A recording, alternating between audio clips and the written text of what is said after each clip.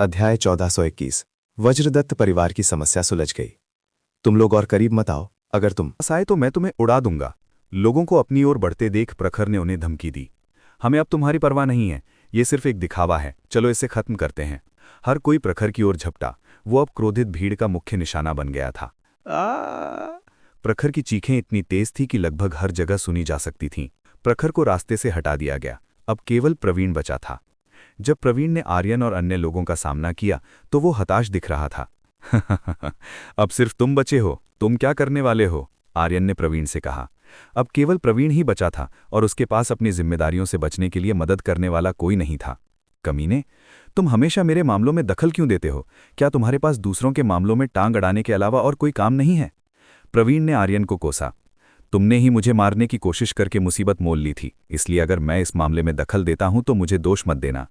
आर्यन प्रवीण द्वारा किए गए कामों का बदला लेना चाहता था। प्रवीण ने आर्यन को मारने के लिए एक हत्यारे को काम पर रखा था। आर्यन चुप कैसे बैठ सकता था? मैंने जिस हत्यारे को काम पर रखा था वो वास्तव में बेकार था, जिसने तुम्हें जीवित रहने दिया। मुझे खुद तुम्हें मारने जाना चाहिए था, प्रवीण ने आर्यन से कहा।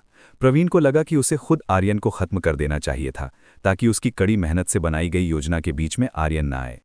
चलो इसे अभी खत्म करते हैं, आर्यन ने इस मामले को जल्द से जल्द सुलझाने के लिए कहा। वो प्रवीण को तुरंत पीटना चाहता था।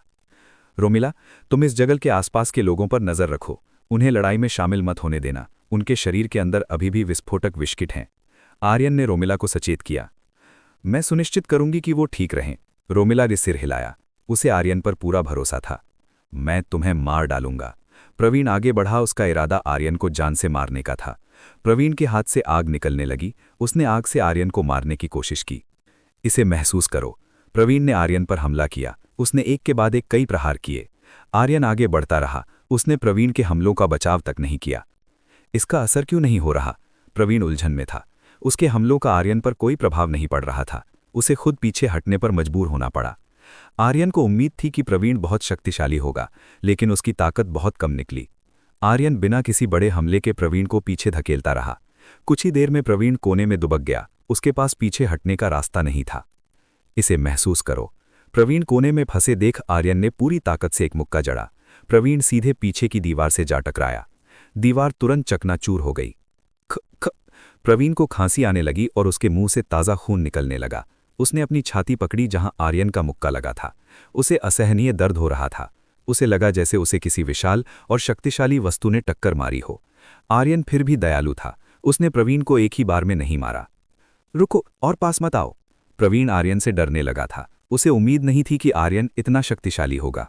आर्यन, इसे मत मारो, उसे अभी भी अपने किए की सजा भुगतनी होगी। त्रंडक वज्रदत्त ने आर्यन से प्रवीण को न मारने का अनुरोध किया। दादाजी, आपको चिंता करने की जरूरत नहीं है। मैं निश्चित रूप से इसे नहीं मारूंगा। मैं बस इसे थोड़ी सजा दूंगा ताकि ये दोबारा ऐसा कुछ करने की हिम्मत न करे। आर्यन प्रवीण को मारना नहीं चाहता था। वो बस उसे सबक सिखाना चाहता था। आर्यन ने प्रवीण पर लगातार कई क्रूर हमले किए। प्रवीण की हालत और भी बुरी हो गई। उसका पूरा शरीर गंभीर चोटों से भर गया। प्रवीण को असहाय देख आर्यन ने रुकने का फैसला किया और घायल प्रवीण को त्र्यंबक को सौंप दिया। दादाजी, आप जो चाहें करें, मेरा काम हो गया, आर्यन ने कहा। अब त्र्यंबक प्रवीण के साथ जो चाहें कर सकते हैं। आर्यन, हमारी मदद करने के लिए धन्यवाद। मैं एक बार फिर तुम्हारा ऋणी हूं। त्र्यंबक ने कृतज्ञता व्यक्त की। दादाजी, आपको मुझे धन्यवाद देने की जरूरत नहीं है। मेरा भी इस व्यक्ति के साथ निजी झगड़ा था, इसलिए मैंने ये स्वेच्छा से किया है, आर्यन ने उत्तर दिया। तुम वास्तव में एक महान व्यक्ति हो। सुरेश ने भी आर्यन की प्रशंसा की। इतने उत्साहित मत होइए। आपके शरीर में अभी भी खतरनाक विष्किट हैं, तो मैं उन्हें बाहर निकाल देता हूं, आर्यन ने त्र्यंबक और सुरेश को याद दिलाया। दोनों ने आर्यन पर भरोसा किया और उसे अपने शरीर से विष्किट निकालने दिए। आर्यन ने वज्रदत्त परिवार के अन्य लोगों की भी मदद की। मास्टर, कृपया मेरी भी मदद करें। अन्य गेस्ट भी आगे आने लगे। तुम लोग वाकई बेशर्म हो। पहले तुम आर्यन का अपमान कर रहे थे और अब उससे मदद मांग रहे हो। रोमिला उन लोगों के रवैये से खुश नहीं थी। मिस रोमिला, ये हमारी गलती थी। हम युवा मास्टर आर्यन से माफी मांगते हैं। उन लोगों ने तुरंत गिरगिट की तरह रंग बदल लिया। अगर तुम वाकई मदद चाहते हो तो उन लोगों को बुलाओ जिन्होंने पहले चिल्लाकर मेरा अपमान किया था। उन्हें मेरे सामने घुटने टेकने होंगे, आर्यन ने शर्त रखी। भीड़ ने तुरंत उन लोगों को ढूंढ निकाला और उन्हें आर्यन से माफी मांगने के लिए मजबूर किया। युवा मास्टर, कृपया हमें क्षमा करें। वो डरे हुए थे। तुम ईमानदार नहीं लग रहे हो। जब तक तुम सच्चे दिल से माफी नहीं मांगोगे, मैं तुम्हें माफ नहीं करूंगा, आर्यन ने कहा। दबाव पड़ने पर उन्होंने और भी विनम्रता से माफी मांगी। ठीक है, मैंने तुम्हें माफ किया। आर्यन आखिरकार राजी हो गया। आर्यन ने सभी के शरीर से विस्किट निकाल दिए। इसमें काफी समय लगा क्योंकि लोगों की संख्या बहुत अधिक थी। सब कुछ खत्म करने के बाद आर्यन ने रोमिला, त्रयंबक और सुरेश से विदा ली और जेड लोटस शिखर वापस जाने का फैसला किया। अब आर्यन ये सोचने लगा कि उसकी सुंदरियां कहाँ चली गईं। जानवी और मायरा अपने काम निपटाने चली गई थीं, जबकि मानसी सभी शिष्यों को लेकर वापस शिखर पर चली गई थीं। यहाँ केवल श्रेया और निवेदिता छिपी हुई थीं और आर्यन को देख रही थीं। अध्याय 1422 सेवन फेरी। बुरा नहीं है, वो इसे आसानी से हल कर सकता है। ऐसा लगता है कि ये मामला उसे सौंपना एक अच्छा विचार था। निवेदिता ने आर्यन का प्रदर्शन देखा। वो बहुत आसानी से इस समस्या को हल कर सकता था। उसे आर्यन का काम करने का तरीका बहुत पसंद आया। निवेदिता का आर्यन को इससे निपटने देने का निर्णय सही साबित हुआ। आर्यन ने ये सब अच्छी तरह से संभाला। ठीक है, अब वापस जाने का समय है। चूंकि स्थिति आर्यन के नियंत्रण में थी, निवेदिता ने वापस जाने का फैसला किया। भगवान का शुक्र है कि मुझे इस मामले में हस्तक्षेप नहीं करना पड़ा। श्रेया आभारी थी कि उसे इस समस्या को हल करने के लिए बीच में नहीं आना पड़ा। आर्यन अकेले ही समस्या को बहुत आसानी से हल कर सकता था। आर्यन और भी मजबूत होता जा रहा है। वो जल्द ही एक महान व्यक्ति बन जाएगा। ऐसा लगता है कि अब उसकी रक्षा करने के लिए परेशान होने की जरूरत नहीं है। श्रेया आर्यन के विकास को बहुत तेजी से देख सकती थी। निकट भविष्य में शायद श्रेया को आर्यन के बारे में चिंता करने की जरूरत नहीं होगी। श्रेया भी चली गई। वो अपने निवास पर वापस जाने के लिए स्थान से निकल गई। वज्रदत्त परिवार का मामला सुलझ गया था। सब कुछ आर्यन द्वारा हल कर दिया गया था। अब प्रवीण को वो सजा मिल चुकी थी जिसका वो हकदार था। त्र्यंबक वज्रदत्त ने प्रवीण की साधना को अपंग करने का फैसला किया। ये इसीलिए किया गया क्योंकि उनका मानना था कि प्रवीण एक ऐसा खतरा था जो किसी भी समय उनकी पीठ में छुरा घोंप सकता था। इसलिए उसकी साधना को नष्ट करना ही बेहतर था। आर्यन खुद वर्तमान में जेड लोटस शिखर पर वापस आ गया है। वो वहां शांत समय का आनंद ले रहा है और अपना समय लगातार अभ्यास करने और अपनी क्षमताओं को मजबूत करने में बिता रहा है। इन कुछ दिनों में रोमिला हमेशा आर्यन के पास आती थी। रोमिला ने आर्यन पर अधिक ध्यान देना शुरू कर दिया था। वो आर्यन के काफी करीब आ रही थी। रोमिला आर्यन द्वारा किए गए कार्यों से काफी चकित थी। उसने आर्यन की बहुत अच्छी तरह से सेवा करना शुरू कर दिया और उसका पूरा ख्याल रखने लगी। सिर्फ रोमिला ही नहीं, जेड लोटस शिखर की लगभग सभी महिलाओं ने भी सुंदर और करिश्माई आर्यन पर ध्यान देना शुरू कर दिया था। आर्यन को खुद फायदा हुआ जब वो जेड लोटस शिखर की महिलाओं के करीब था। वो इन महिलाओं के पास मौजूद यिन ऊर्जा को सोख सकता था। बुरी खबर ये थी कि आर्यन मानसी और ईशानी के साथ समय नहीं बिताता रहा था। उन्होंने आर्यन से दूरी बनाए रखी। आर्यन समझ सकता था कि वे दोनों नहीं चाहती थीं कि उनके रिश्ते के बारे में दूसरों को पता चले। निवेदिता ने खुद आर्यन को केवल कुछ ही बार देखा था। वो उसे थोड़ा दिशा निर्देश देने के लिए उसके पास गई थी। आर्यन खुद निवेदिता को पसंद करता है। ये सुंदर मास्टर उसे सहज महसूस कराती है। वो एक बड़ी बहन की तरह है जो आर्यन की बहुत देखभाल करती है। आर्यन का शांतिपूर्ण जीवन शुरू हुआ। उसे जेड लोटस शिखर पर प्रशिक्षण लेने में बहुत आनंद आ रहा था। इसी बीच एक दूसरी जगह पर घाटी के नीचे एक बहुत बड़ा संप्रदाय है। ये संप्रदाय इतना विशाल है कि ये 9 अमर शिखर संप्रदाय से भी बड़ा है। ये स्थान सुंदर और कामुक महिलाओं से भरा है। ये महिलाएं ऐसी मोहिनी जैसी लगती थीं जो पुरुषों के जीवन के सार को खा सकती थीं। इससे ये निश्चित किया जा सकता है कि ये महिलाएं ऐसी साधिकाएं हैं जो युगल साधना करती हैं। एक बहुत शांत जगह पर एक महिला वर्तमान में झरने के नीचे स्नान कर रही है। उसकी आकृति सुंदर, कामुक और बहुत ग्लैमरस दिखती है। उसका आकर्षण किसी भी पुरुष को मंत्रमुग्ध कर सकता है। वर्तमान में इस सुंदर महिला ने एक सादा सफेद लिबास पहना हुआ है जो पानी से भीगकर पारभासी हो गया है। उसकी आकृति वास्तव में बहुत ही कामुक और मोहक है। इस महिला की मोहक आकृति फाल्गुनी या कियारा से भी ऊपर थी। वो इतनी आकर्षक थी कि उसकी चाल किसी को भी वश में कर सकती थी। स्वामिनी, एक कामुक महिला आई और उसके सामने घुटने टेक दिए। क्या बात है? सुंदर स्वामिनी ने पूछा। उसकी आवाज कोमल और आकर्षण से भरी थी। स्वामिनी, मुझे वो मिल गया है जिसकी आपको आवश्यकता है। येन और यांग जागरण पुष्प की जानकारी प्राप्त हो गई है। महिला ने स्वामिनी को सूचित किया कि जानकारी सच थी। स्वामिनी की आंखें ये सुनकर तुरंत चमक उठीं। फुक, ये बहुत अच्छा है। मुझे इसकी वास्तव में आवश्यकता है। वो इसका उपयोग करके अपनी शक्ति बढ़ा सकती है। ये पुष्प उन साधकों के लिए आवश्यक था जो युगल साधना करते थे। स्वामिनी, वो पुष्प स्मृतियों की घाटी में है। इसे प्राप्त करना आसान नहीं होगा। उस महिला ने बताया कि पुष्प घाटी की गहराई में है। स्मृतियों की घाटी, ये जाने के लिए बहुत ही असुविधाजनक स्थान है। ये एक बहुत ही जटिल भूल भुलैया जैसा है। वो स्थान बहुत कष्टदायक था। स्वामिनी, क्या हमें पहले छात्रों को वहां भेजने की जरूरत है? उस महिला ने पूछा। उसकी आवश्यकता नहीं है, बस 7 फेरी सक्कुबस को बुला लो, मैं उन सभी के साथ जाऊंगी। सुंदर स्वामिनी ने कहा कि वो खुद उन सातों के साथ जाएगी। स्वामिनी, क्या आप इस बारे में निश्चित हैं? यदि आप सभी चले गए तो संप्रदाय का क्या होगा? ध्यान से सुनो, यिन और यांग जागरण पुष्प एक बहुत ही दुर्लभ वस्तु है, इसलिए बहुत से लोग इसके पीछे होंगे। यदि हम अपनी पूरी शक्ति नहीं लगाते हैं तो इसे प्राप्त करना बहुत कठिन होगा, स्वामिनी ने कहा। उसका दृढ़ विश्वास था कि उसे अपनी सर्वश्रेष्ठ सेना को साथ ले जाना होगा। मैं समझ गई, मैं जाकर उन सभी को बुलाती हूँ। अब वो महिला समझ गई थी कि स्वामिनी का निर्णय सही था कि वो 7 फेरी सक्कुबस को अपने साथ ले जाए। स्मृतियों की घाटी एक बहुत ही जटिल जगह है, अकेले जाना बहुत कठिन काम है। अध्याय 1423 स्मृतियों की घाटी। इस समय दोहरी साधना करने वाले सभी साधक निश्चित रूप से आएंगे। वे सभी निश्चित रूप से यिन और यांग जागरण पुष्प को प्राप्त करने का लक्ष्य रखेंगे। मैं इसे निश्चित रूप से हासिल करूंगी, इस तरह मैं पूर्वजों के स्तर तक पहुंच सकती हूं। स्वामिनी निश्चित रूप से यिन और यांग जागरण पुष्प प्राप्त करना चाहती थी, इसके लिए वो अपनी पूरी शक्ति लगाने को तैयार थी। मुझसे उस वस्तु को प्राप्त करने का अब और इंतजार नहीं हो रहा है। स्वामिनी अपनी मनचाही शक्ति पाने के लिए बहुत उत्साहित थी। ये महिला काफी महत्वाकांक्षी थी। आर्यन वर्तमान में एक सामान्य जीवन जी रहा था। वो अपना समय परिद्वार और अपने कमरे के अंदर बिता रहा था। जब सुबह हुई तो आर्यन ने अपने कमरे के बाहर एक पक्षी देखा, एक पत्र। आर्यन ने देखा कि पक्षी के पैर पर एक पत्र था। उसने पत्र लिया और उसे पढ़ना शुरू किया। पत्र की सामग्री थी, मास्टर, मैंने उस चीज की जांच कर ली है जो आपने मांगी थी। मुझे पता चला है कि आप जो खोज रहे हैं वो वास्तव में उसी स्थान पर है। यिन और यांग जागरण पुष्प वास्तव में स्मृतियों की घाटी के गहरे हिस्से में है। मैं ये पत्र इसलिए भेज रही हूं क्योंकि मैं आपके स्थान पर नहीं आ सकती। आपके स्थान में प्रवेश करना बहुत कठिन है। आपकी पल्लवी। जब आर्यन ने पत्र पढ़ा तो उसे पता चला कि ये पल्लवी द्वारा भेजा गया था। पल्लवी ने वो जानकारी भेजी थी जो आर्यन चाहता था। अच्छा काम किया। आर्यन पल्लवी द्वारा किए गए काम से बहुत संतुष्ट था। अब जब मुझे पता चल गया है कि लया की जानकारी सही है तो मुझे उस स्थान पर जाने की योजना बनानी चाहिए। चूंकि इस जानकारी की पुष्टि हो गई थी, आर्यन को तुरंत स्मृतियों की घाटी में जाना था ताकि वो यिन और यांग जागरण पुष्प प्राप्त कर सके। मास्टर, आपको वो पुष्प वापस लाना ही चाहिए।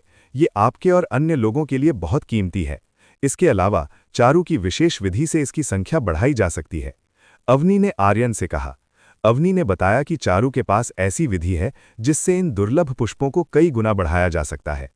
ठीक है, मैं समझ गया। मैं इसे निश्चित रूप से प्राप्त करूंगा। आर्यन ने दृढ़ निश्चय किया। जाने से पहले मुझे मानसी को सूचित करना होगा, अन्यथा वो निश्चित रूप से मुझे ढूंढेगी। आर्यन मानसी के कमरे में गया। मानसी का कमरा आर्यन के कमरे के बगल में ही था, इसलिए उससे मिलना मुश्किल नहीं था। आर्यन बिना दरवाजा खटखटाए सीधे मानसी के कमरे में चला गया। मानसी का कमरा बंद नहीं था, इसलिए आर्यन वहां आने जाने के लिए स्वतंत्र था। जब आर्यन कमरे में दाखिल हुआ तो उसने देखा कि मानसी साधना कर रही थी। पति, आपको क्या चाहिए? मानसी को पता चल गया कि आने वाला व्यक्ति आर्यन है। केवल आर्यन ही इस तरह अंदर आने की हिम्मत कर सकता था। पत्नी, मैं कुछ दिनों के लिए कहीं बाहर जाना चाहता हूं। आर्यन ने अपने आने का कारण बताया। तुम किसके साथ जा रहे हो? मानसी ने पूछा। मैं लया के साथ जाऊंगा, आर्यन ने मानसी से कहा। तुम जा सकते हो, रास्ते में सावधान रहना। जब उसने सुना कि आर्यन लया के साथ जा रहा है तो मानसी ने उसे अनुमति दे दी। मानसी जानती थी कि आर्यन ठीक रहेगा, अब उसे आर्यन की बहुत अधिक रक्षा करने की आवश्यकता नहीं थी। ठीक है, आर्यन ने धन्यवाद दिया। उसे खुशी हुई कि मानसी ने अनुमति दे दी। अनुमति मिलने के बाद आर्यन तुरंत जेड लोटस शिखर से नीचे उतरा ताकि वो लया से मिल सके। जैसे ही वो नीचे उतरने वाला था, उसे शिखर की कई महिलाओं ने रोक लिया। कनिष्ठ आर्यन, तुम कहाँ जा रहे हो? उन महिलाओं ने पूछा। वे सभी आर्यन के प्रति बहुत चिंतित दिख रही थीं। मैं शहर जा रहा हूं, आर्यन ने कहा। क्या तुम्हें साथ चाहिए? एक महिला ने साथ चलने का प्रस्ताव दिया। हे, उसकी आवश्यकता नहीं है। वरिष्ठ बहन की चिंता के लिए धन्यवाद, लेकिन मैं अकेला जा सकता हूं। आर्यन ने उन महिलाओं के प्रस्ताव को ठुकरा दिया, क्योंकि उसकी लया के साथ योजना थी। कितने शर्म की बात है। आर्यन का उत्तर सुनकर सभी महिलाएं निराश दिखीं। शायद हम इस बारे में फिर कभी बात करेंगे, आर्यन ने उन्हें दिलासा दिया। मुझे आशा है कि तुम हमसे झूठ नहीं बोल रहे हो, एक महिला ने कहा। इसके बाद वे सभी ऊपर चली गईं। आर्यन ने अपनी यात्रा जारी रखी और वो सीधे लया के स्थान पर पहुंचा। लया आंगन में ही थी। पति, लया ने तुरंत आर्यन का स्वागत किया। पत्नी, चलो यिन और यांग जागरण पुष्प खोजने के लिए स्मृतियों की घाटी चलते हैं, आर्यन ने लया को साथ चलने को कहा। चलो, लया तैयार थी।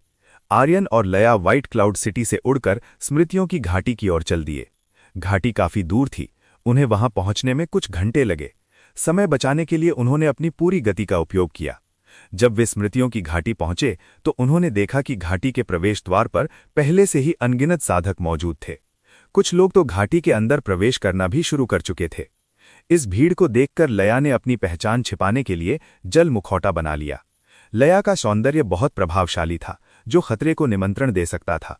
यहां मौजूद अधिकांश लोग युगल साधना के पथ पर चलने वाले साधक थे, जो अपने साथियों के साथ आए थे। क्या हम सीधे अंदर जाएं या पहले जानकारी जुटाएं? लया ने आर्यन की राय मांगी। हमें इस स्थान के चारों ओर घूमना चाहिए। मुझे वास्तव में नहीं पता कि स्मृतियों की घाटी का तैलाव कैसा है। आर्यन लापरवाह नहीं होना चाहता था। आर्यन ने अपनी गॉड आई से स्मृतियों की घाटी को देखा था। वो बहुत जटिल जगह थी, साथ ही वहां बहुत घना कोहरा छाया हुआ था। यहां तक कि उसकी गॉड आइज के लिए भी उस घने कोहरे को भेदना कठिन हो रहा था। इसीलिए आर्यन सावधानी से कदम बढ़ाना चाहता था। अध्याय 1424 सरस्वती। आर्यन और लया चारों ओर घूमे। दोनों ने स्मृतियों की घाटी के बारे में जानकारी प्राप्त करने की कोशिश की। आर्यन जो जानकारी चाहता था उसे पाना काफी कठिन था। कई लोगों ने आर्यन को जानकारी देने से इनकार कर दिया। ज्यादातर पुरुष अपने साथियों को आर्यन से दूर ले गए। ऐसा लगता है कि जानकारी ढूंढना थोड़ा मुश्किल होने वाला है। आर्यन को लगा कि जानकारी जुटाना वाकई एक चुनौती होगी। पति, ऐसा लगता है कि वे आपसे डर रहे हैं। लया ने आर्यन से कहा कि लोग उससे घबरा रहे हैं। वे मुझसे क्यों डर रहे हैं? मैंने उनके साथ कुछ बुरा तो नहीं किया। आर्यन ने सोचना शुरू किया कि इन लोगों के डर का कारण क्या हो सकता है। वे शायद इस बात से डर रहे हैं कि आप उनके साथी को चुरा ना ले। लया ने खिलखिलाते हुए कहा कि ये बहुत संभव है कि ये लोग डर रहे थे कि कहीं आर्यन अपनी खूबसूरती से उनके साथियों का दिल न जीत ले। वे ऐसा क्यों सोचते हैं? आर्यन को आश्चर्य हुआ। पति, आप अब बहुत ज्यादा सुंदर हो गए हैं। इस जगह के आसपास की महिलाओं की नजरों को तो देखिए, वे ऐसा लग रहा है जैसे आपको खा जाना चाहती हों। लया ने हंसते हुए कहा। लया इस जगह के आसपास बहुत चौकस थी। वो बता सकती थी कि अनगिनत महिलाएं जुनून से भरी नजरों से आर्यन को देख रही थीं। वे सभी आर्यन के प्यार में पागल लग रही थीं। क्या मुझे खुद को छिपाने की जरूरत है? आर्यन को लगा कि शायद उसे भेष बदलना चाहिए, वरना उसे जानकारी ढूंढने में बहुत परेशानी होगी। लया ने कहा कि अब बहुत देर हो चुकी है। हर कोई सुंदर आर्यन को देख चुका है, इसलिए वे आर्यन को शायद ही भूल पाएंगे। ये थोड़ा कष्टप्रद है। आर्यन ने उम्मीद नहीं की थी कि स्थिति ऐसी हो जाएगी। हे सुंदर युवक, क्या तुम्हें कोई समस्या है? एक महिला आर्यन के पास आई और उसने उसकी समस्या के बारे में पूछा। नमस्ते सुंदर बहन, हाँ मुझे एक समस्या है, आर्यन ने उस महिला से कहा। आर्यन ने इस महिला से निपटने के लिए अपना तरीका अपनाया। वो उससे जानकारी प्राप्त करने की कोशिश करेगा। आर्यन जानता था कि ये महिला दोहरी साधना करने वाली साधिका है, इसलिए वो आर्यन के साथ काफी साहसी होगी। फुफुफु, सुंदर पुरुष, प्रशंसा के लिए धन्यवाद। ये महिला आर्यन की तारीफ से आसानी से प्रभावित हो गई। वो बहुत खुश थी। तो तुम्हें क्या समस्या है? इस महिला ने आर्यन से पूछा। मैं स्मृतियों की घाटी के बारे में थोड़ा जानना चाहता हूं। मुझे अभी भी इसके बारे में ज्यादा जानकारी नहीं है। आर्यन ने अपनी समस्या बताई। तो तुम स्मृतियों की घाटी के बारे में जानना चाहते हो? ठीक है, मैं तुम्हें इसके बारे में बताऊंगी। वो महिला आर्यन को बताने के लिए तैयार हो गई। स्मृतियों की घाटी एक ऐसी जगह है जो घने और भारी कोहरे से ढकी हुई है। ये घाटी काफी अजीब है। ये अंदर जाने वाले किसी भी व्यक्ति के मन को भ्रमित कर सकती है। कई लोग अंदर जाने के बाद वापस नहीं लौटते। ऐसा लगता है जैसे वे इस घाटी में खो जाते हैं। उस महिला ने आर्यन को विस्तार से बताया। स्मृतियों की घाटी काफी खतरनाक जगह है। वहां जाने के बाद बहुत कम लोग बाहर निकल पाते हैं, इसलिए बहुत से लोग वहां जाने में हिचकिचा रहे हैं। जीवन किसी भी चीज से ज्यादा महत्वपूर्ण था, इसलिए उनके मन में संदेह होना स्वाभाविक था। क्या अभी तक कोई भी बाहर नहीं आया है? आर्यन ने पूछा। कोई भी बाहर नहीं आया। जो लोग शुरू में अंदर गए थे वे अभी भी बाहर नहीं निकले हैं, उस महिला ने बताया। ये सुनकर आर्यन सोचने लगा कि अगर वो और लया अंदर गए तो क्या होगा। अवनी, तुम्हें क्या लगता है? आर्यन ने अवनी से उसकी राय मांगी। उस महिला ने जो कहा वो सच लगता है। कोहरे में कुछ ऐसा है जो मन को भ्रमित कर सकता है। यदि आप अंदर जाते हैं तो ये निश्चित है कि आपको मतिभ्रम यानी हेलिसिनेशन होगा। अवनी ने आर्यन को बताया कि जानकारी सही थी। तो कोहरा साधारण नहीं है। आर्यन ने घाटी को ढकने वाले कोहरे को देखा। ऐसा लग रहा था कि इस पर काबू पाना आसान नहीं होगा। मास्टर, जब तक आपके पास मजबूत मानसिक शक्ति है, मुझे नहीं लगता कि आपको कोहरे का सामना करने से डरने की जरूरत है। अवनी ने आर्यन को ढांढस बंधाया। ठीक है, मैं समझ गया। आर्यन ने अवनी की बात मान ली। देखो कौन आ रहा है। अचानक वहां शोर मच गया। लोग बहुत उत्तेजित लग रहे थे। ये क्या है? लया को आश्चर्य हुआ कि अचानक ये जगह इतनी जीवंत क्यों हो गई। आर्यन ने भी वही सवाल पूछा। वो जानना चाहता था कि सब इतने उत्साहित क्यों हैं। आर्यन ने उस दिशा में देखा जहां लोग चिल्ला रहे थे। जब आर्यन ने क्षितिज की ओर देखा तो उसने 8 आकृतियों को अविश्वसनीय रूप से तेज गति से उड़ते हुए देखा। वे सभी इसी स्थान की ओर आ रहे थे। ये कौन है? इनका आभामंडल बहुत शक्तिशाली है। आर्यन एक बहुत मजबूत शक्ति महसूस कर सकता था जो आने वाले उन 8 लोगों से निकल रही थी। ये 8 लोग करीब आए और स्मृतियों की घाटी के प्रवेश द्वार के ठीक सामने उतरे। ये 8 सुंदर महिलाएं थीं जिनका रूप बहुत ही कामुक और आकर्षक था। उनकी सुंदरता किसी को भी वश में कर सकती थी। हर पुरुष इन 8 सुंदरियों को देखकर निश्चित रूप से मंत्रमुग्ध हो जाता। वे कौन हैं?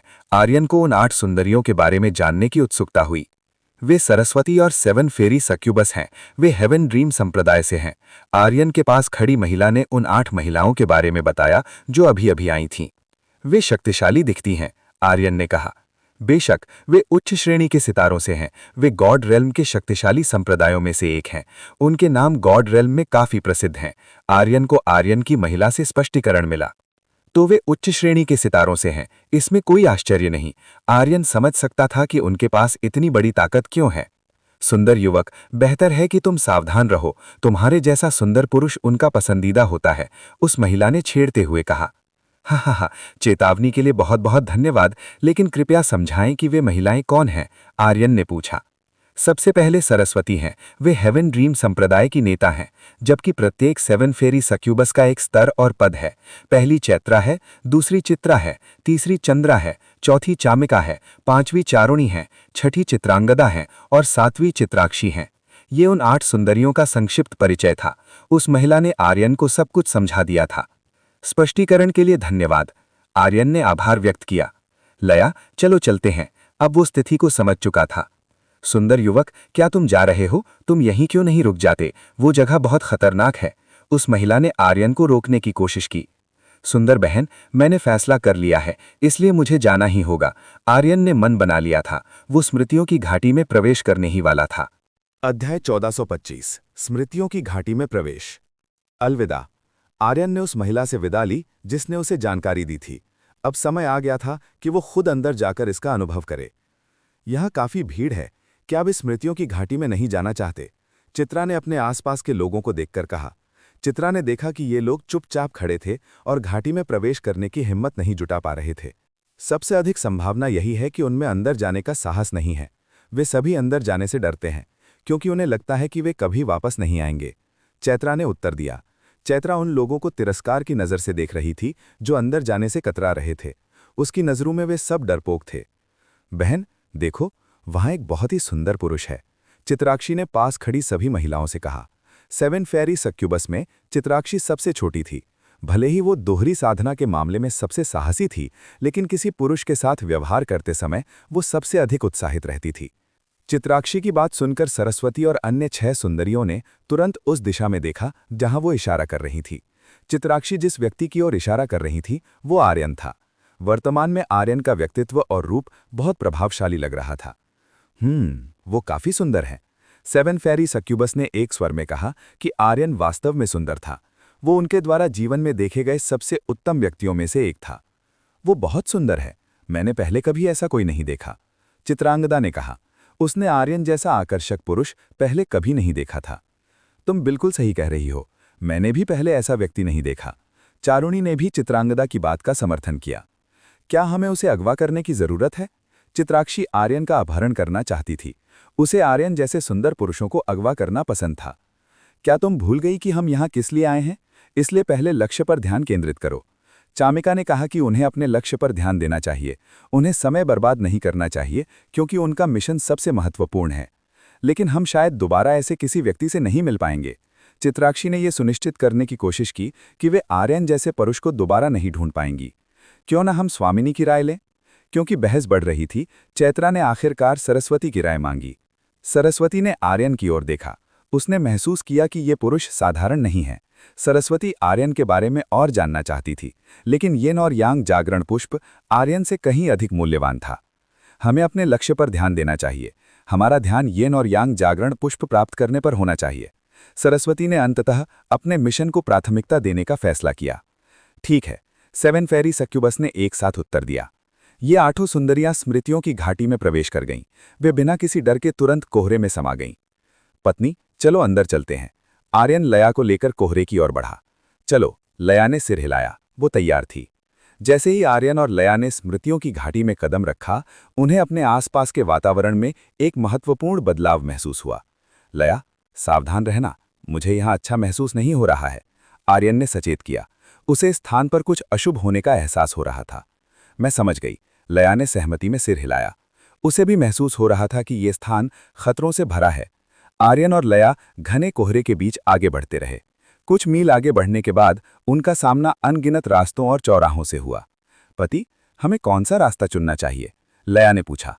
1 मिनट रुको, मुझे इसके बारे में पता लगाने दो, आर्यन ने कहा कि वो सुरक्षित रास्ता ढूंढने की कोशिश करेगा। आर्यन ने फिर से अपनी गॉड आइज का उपयोग किया और सबसे अच्छा रास्ता खोजने का प्रयास किया। कोहरा बहुत अजीब था, जिसके कारण उसकी गॉड आइज अपनी पूरी क्षमता से काम नहीं कर पा रही थी। ये बहुत घना और गहरा है। आर्यन को येन और यांग जागरण पुष्प तक पहुंचने का रास्ता ढूंढने में कठिनाई हो रही थी। घाटी बहुत जटिल थी और इसे समझने में आर्यन को काफी समय लग रहा था। आर्यन अपनी गॉड आइज का उपयोग बहुत लंबे समय तक नहीं कर सकता था, क्योंकि इसके दुष्प्रभाव हो सकते थे। अवनी, इस बार मुझे तुम्हारी मदद की जरूरत है।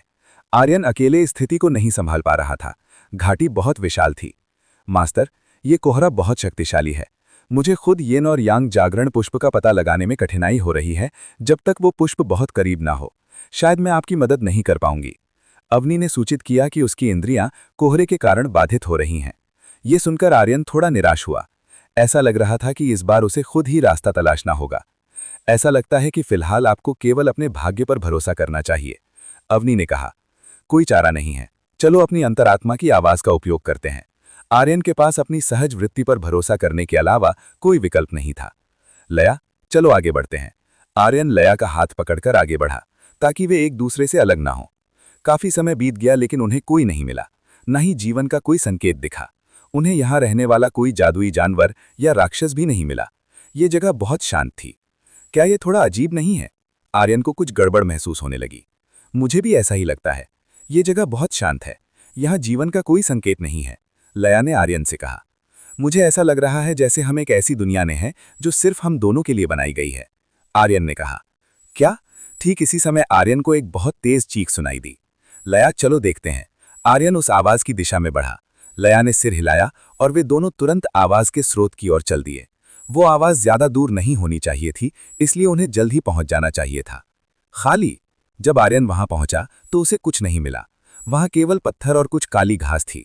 मास्टर, लया कहाँ गई? अवनी ने अचानक आर्यन को चौंका दिया। आर्यन ने मुड़कर देखा, लया उसके आसपास कहीं नहीं थी। अध्याय 1426। कोहरे में टीना की आकृति। क्या वो मेरे पीछे नहीं थी? जबकि पहले लया आर्यन के पीछे थी, लेकिन अब लया कहीं गायब हो गई थी। आर्यन ने तुरंत लया की तलाश शुरू की। उसे लगा कि लया को इसी स्थान के आसपास होना चाहिए। आर्यन ने अपने चारों ओर के क्षेत्र को स्कैन किया और लया का पता लगाने की कोशिश की। जब आर्यन ने इस जगह के आसपास खोज की तो उसे लया की मौजूदगी का कोई संकेत नहीं मिला। अजीब है, लया इतनी जल्दी गायब हो गई। आर्यन को लगा कि ये काफी अजीब बात है। लया का इतनी जल्दी ओझल हो जाना वास्तव में तर्कहीन था। मास्टर, लया काफी मजबूत है, इसलिए आपको उसकी चिंता नहीं करनी चाहिए। अवनी ने कहा कि लया अपनी रक्षा खुद कर सकती है। मैं जानता हूं कि वो मजबूत है, लेकिन ये एक भ्रमित करने वाली जगह है। क्या होगा अगर वो फंस गई और बाहर न निकल पाई? ये बहुत कष्टप्रद होगा, आर्यन ने अवनी से कहा। क्या आप उसके साथ अपना संबंध महसूस नहीं कर पा रहे हैं? अवनी ने आर्यन से पूछा।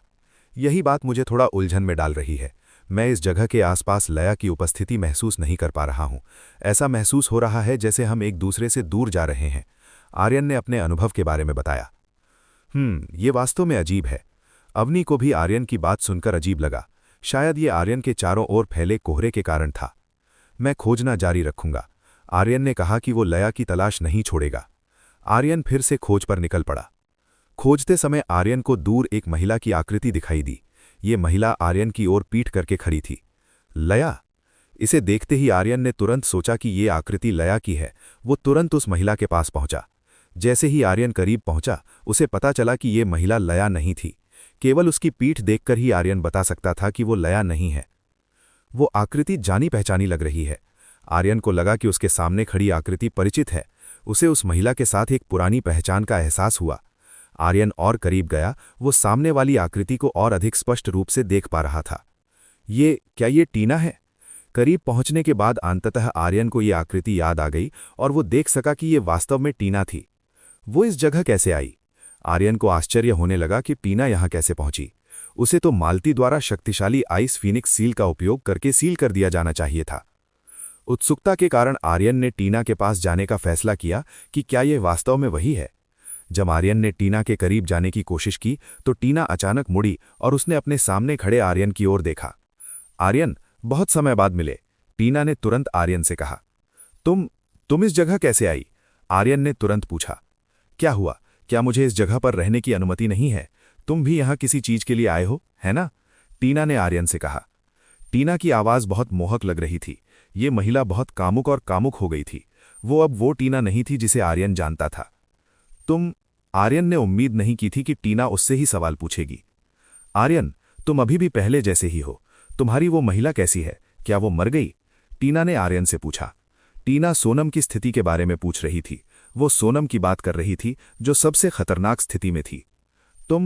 आर्यन ने टीना से कहा, अगर टीना ना होती तो शायद ये सब नहीं होता। यही मेरा लक्ष्य है। मैं निश्चित रूप से उन्हें तड़पाऊंगी।